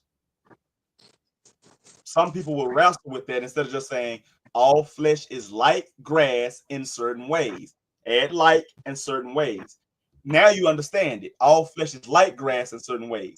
Fragile, here one day, gone the next, easily destroyed. See, now the metaphor says a lot more than just writing all that out. All flesh is like grass. 5 words. But when I add like and in certain ways, 3 more words, now I can get you, it's fragile, here one day, gone the next, temporarily here, in a season. It's going to be destroyed. You see what I'm saying? So you get to get the full grasp of it with metaphor talk. So the Most High is doing the same thing, like through anthropomorphism. It says, all praise to the Most High for your patience. I had plenty of times I ask and question, get a fast answer, leaving me like, nah, that ain't it. Yeah, that's what I'm saying. Like a lot of times, like when we look at righteousness, brother, let me tell you something, because I'm not better than anybody. So, like Jesse, when I talk to Jesse and I say, Jesse, you should do X, Y, and Z, or Jesse tell me I should do X, Y, and Z, that contrites me, that hits me. When I know I'm telling somebody something, I better be doing it. You see what I'm saying? See, and that's what happened with Guerrilla Hebrew. You're telling people Esau is a so-called white man, and then it turns around, he's having sexual relations with a strap-on with you and your wife. That's crazy, bro. So he really isn't. So, and I keep saying Esau really isn't the white man, because there is no white man. There's no black man. When you say Ani Shakor, you translate it into English as I am black. Yeah. The Hebrew word is Shakor, and it means dark skin. Dark does not mean black. I know, but see, when you look at the word black etymologically, originally it means pale, bleaching white. Yeah. So what Esau did, the real Edomite, which is the Amalekite Jew, the Ashkenazi, what he did was he gave you the concept of black and white so that he could hide from his actions in the transatlantic slave trade. When you look at those ships, a lot of them were controlled by Jews. When you look at the nails, the chains, the shackles, the ships themselves, Jews. Why? Because they knew who we were. That's Edom. I have made you small amongst the heathen. Yep. Brother, Magen Yisrael, you said in Paleo Hebrew. Paleo Hebrew is not a language. It's a script.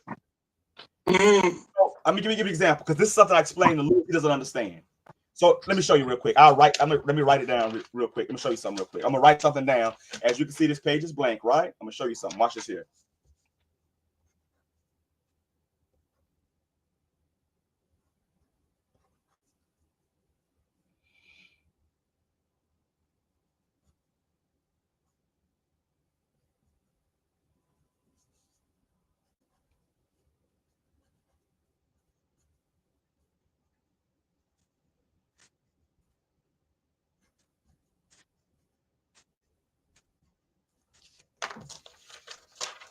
So this is what you call Paleo Hebrew script.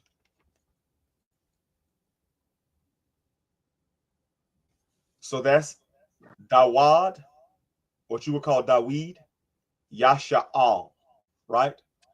Yasha'Allah, or Yasha'al, but it's just Yisrael. Okay, so now that's a script. That's not a language, and I'm gonna show you why. Because when you also write in what we call like this script,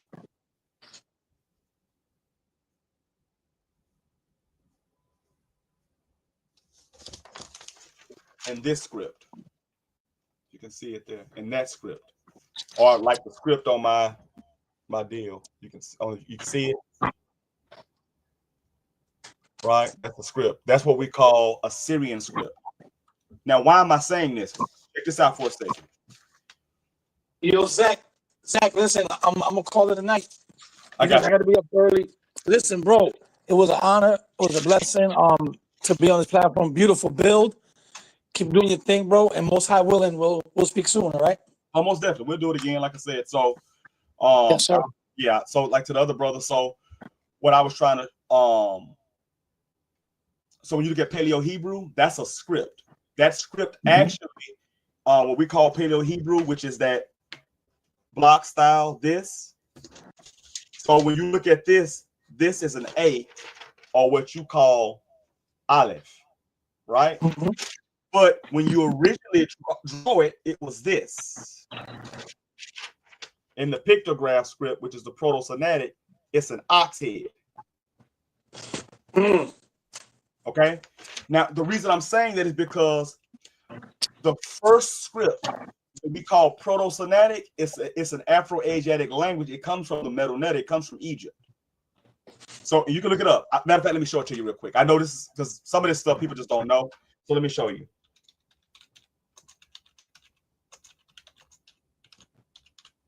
It comes from the Medu-Neter. Let me show you real quick.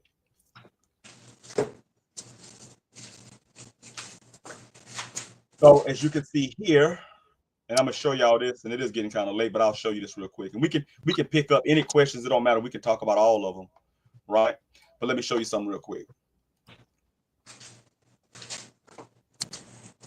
Okay, I don't know if you guys can see that, but it says the Proto-Semitic script is an ancient writing system from the, let me minimize it a little bit, from the Middle Bronze Age, dating back to the 19th to 16th century BCE. That's before Moses. Moses is the 15th century, 1440 BCE, coming out of Mitzrayim, Kemet, right? It is considered one of the earliest forms of the alphabetic writing. It's believed to originate in Egypt, influencing later scripts like the Phoenician alphabet, which is what we call Paleo-Hebrew. So you get the script with the ox head first, then you get the sideways A for Aleph, right? Then we call it Paleo-Hebrew. But remember, that's not what we call. That's not what our forefathers called it, because the word paleo is just ancient, like paleontology. That's a scientific word. That's not a Hebrew word, right? So you get that, and then you get block style, which is like you see on this block style, and then you get, like, prime example, what we call Paleo-Hebrew. This is the Most High's name. That's the Most High's name. Let me see if I can remove this so you can see it.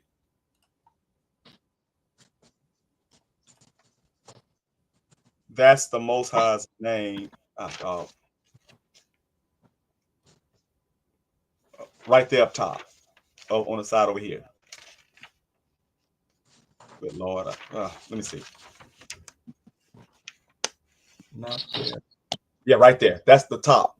That's the Most High's name in Paleo. We call Paleo-Hebrew, which means ancient Hebrew. So yeah, so the pictograph script with the animals, pictograph picture, that's Proto-Semitic.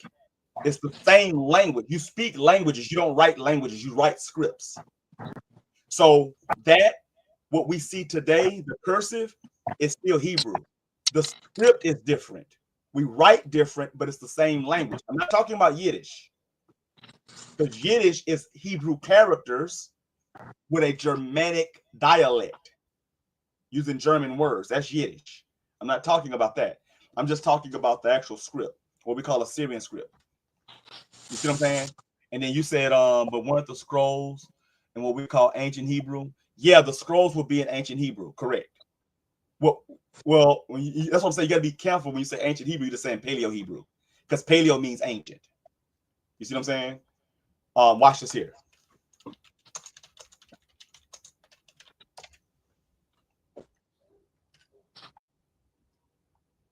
So look, check this out. Let me stream this and show you real quick, because you were just asking about it. As you can see here, it says, but what? But at does paleo mean? Paleo is a prefix meaning ancient. That's all it means. So when you say ancient Hebrew, it's the same as saying Paleo Hebrew. Same thing.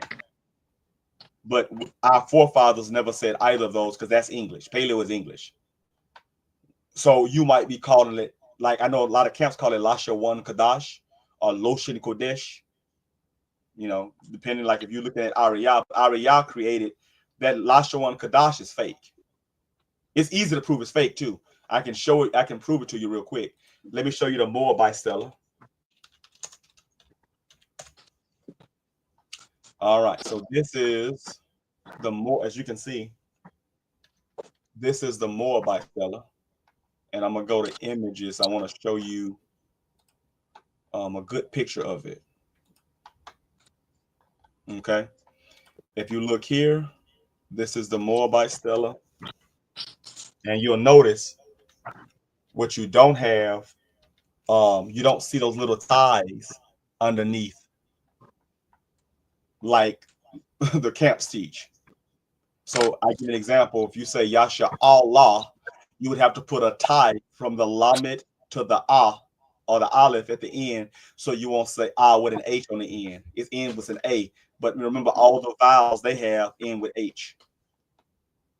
You only got I and A in Lashawan Kadash that they call Lashawan Kadash. And then if you look at things like the Teladan Stella, right?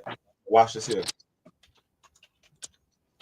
You look at the Teladan's Stella, right? This here, you see that right there? That word right there in highlight, that what we call ancient Paleo Hebrew, that's B as in bat, Ya, Yod, Ta, Bayat.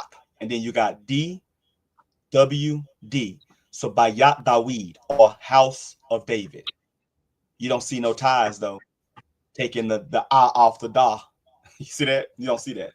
Or why? Ask yourself this question: why don't they call the Most High Yahweh Yahweh? Because you'll see them write the little hook underneath to take the last vowel off the H, but you don't find that in no artifact. That's how you know it's not real.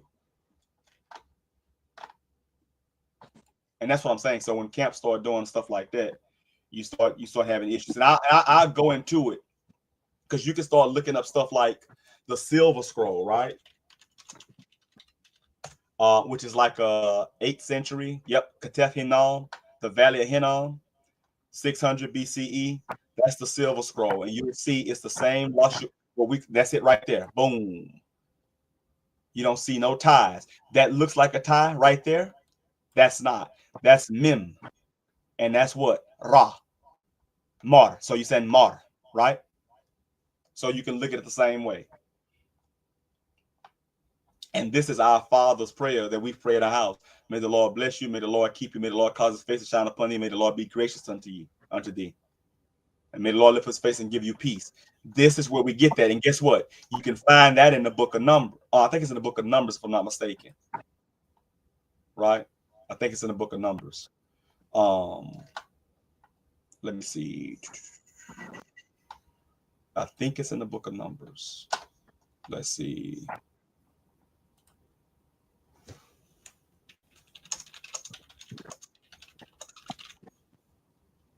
Let's see real quick. And you can see it. If I'm not mistaken.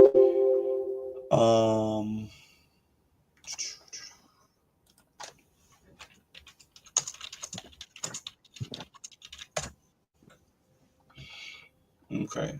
Number 6 and 24. Yep. 24 to 26.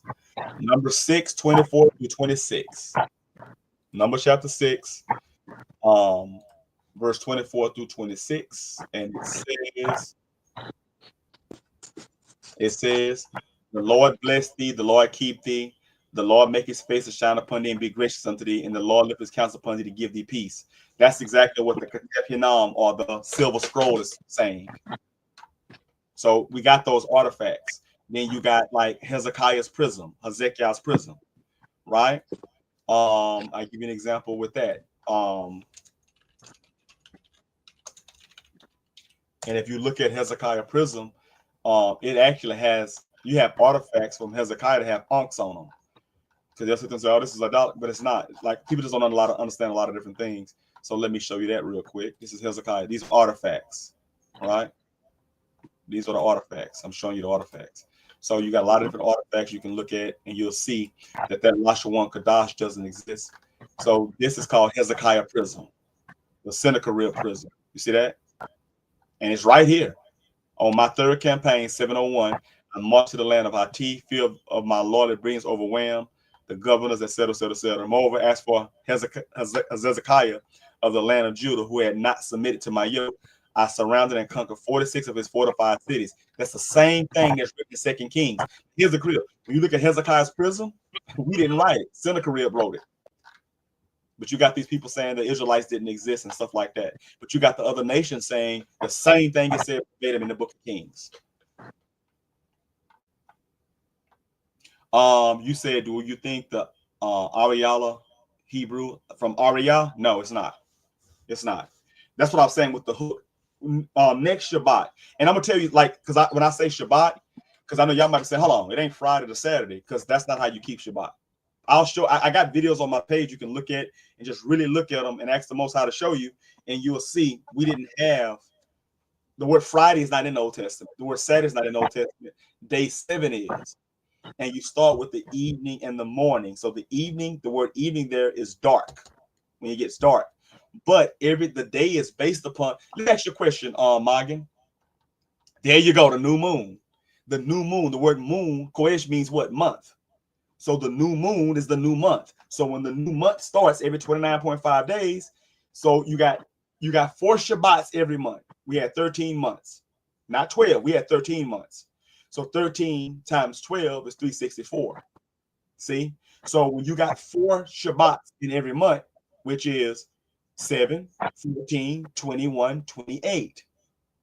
And then on 29, it'll show you the new moon comes every 29.5 days. So when it circles back around, you get a new month. Real simple. But see, they as Daniel said, they think it to change the times and laws on us. So now when they change the times and laws, we run around talking about the Gregorian calendar trying to keep the Shabbat. And there was no Gregorian calendar. There was no Julius calendar. These are heathens. And when I say, that's what I mean when I say there isn't a lot of the righteousness of the camps. It's a lot of things they're not teaching that's right. I'm not a tech because they may just not know. You know what I'm saying? They may just not know. Because at one point I didn't know certain things. So it's like I'm not attacking anybody. I'm just saying that, you know, that they are teaching some things that are wrong. And you can't just, that's why I say camps, they help you, I guess, but they're also deadly because you start to hold on to the words of man and not the words of Yah, if that makes sense. You know what I'm saying? So, but like I said, you said how old are the Dead Sea Scrolls? The Dead Sea Scrolls come from the Essenes. Okay, they come from the Essenes. The Dead Sea Scrolls come from the Essenes. So the Essenes and they're Israelites. Listen, I'm gonna go through. We're gonna start doing some real in-depth teaching that we can substantiate, not just me saying something and I want you to believe it. I don't want you to believe nothing I say. I want you to write it down, look at it, and be like, okay, I see what he's saying. You know what I'm saying? That makes more sense. You know, like you said, the moon is for the signs of the feast. Yep, there you go. Everything we didn't have, we didn't have Apple Watches. We didn't have cell phones. We didn't have alarm clocks. So how did we know the first month of Abib is when the barley harvest come in? Springtime, when everything start turning green, and then the barley and the wheat start coming in. Hey, it's the first month. And guess what? The seasons always come in the right time. You see what I'm saying? It might be cold one day, but then it's gonna come in the right time. It ain't gonna never be freezing in the summertime in the South. You ain't gonna never get that, right? So you get the Shabbat. So now today is the actual Shabbat because the new moon, based on the new moon, you get the Shabbat that starts this evening and then tomorrow evening. You see, so it's always changing based on the Gregorian calendar. But the truth is, it's not really changed. It's just it perceives to be changing because of the Gregorian calendar, if that makes sense. Oh, yeah, I appreciate you, brother. Torah. Like I said, we're gonna go through. Like I'm gonna start doing these on Shabbats, so that we can actually start going through. People ask questions. We can go through and get to the bottom of some of this. There's a lot of stuff people really don't. They really think they know. And it's just gonna be a journey. Because, like I said, when you're righteous and you're trying to do what's right, you know, you're gonna find the Most High because that's the only way you can find the Most High. When you're seeking clarity, you're seeking righteousness. And the Most High, if you look for those things, righteousness, clarity, equity, when you're looking for those, they lead you to Yah because he's all those things. He's righteous, he's equity, he's honorable, etc. When you start trying to do right, you're going to find Yah because he is the epitome of right. So, you know, you got to find it from that standpoint, from that perspective. You know what I'm saying? So with that being the case, it's been 3 hours and 34 minutes. Good Lord. So with that being the case, I appreciate all y'all. Shema Yisrael, YHWH.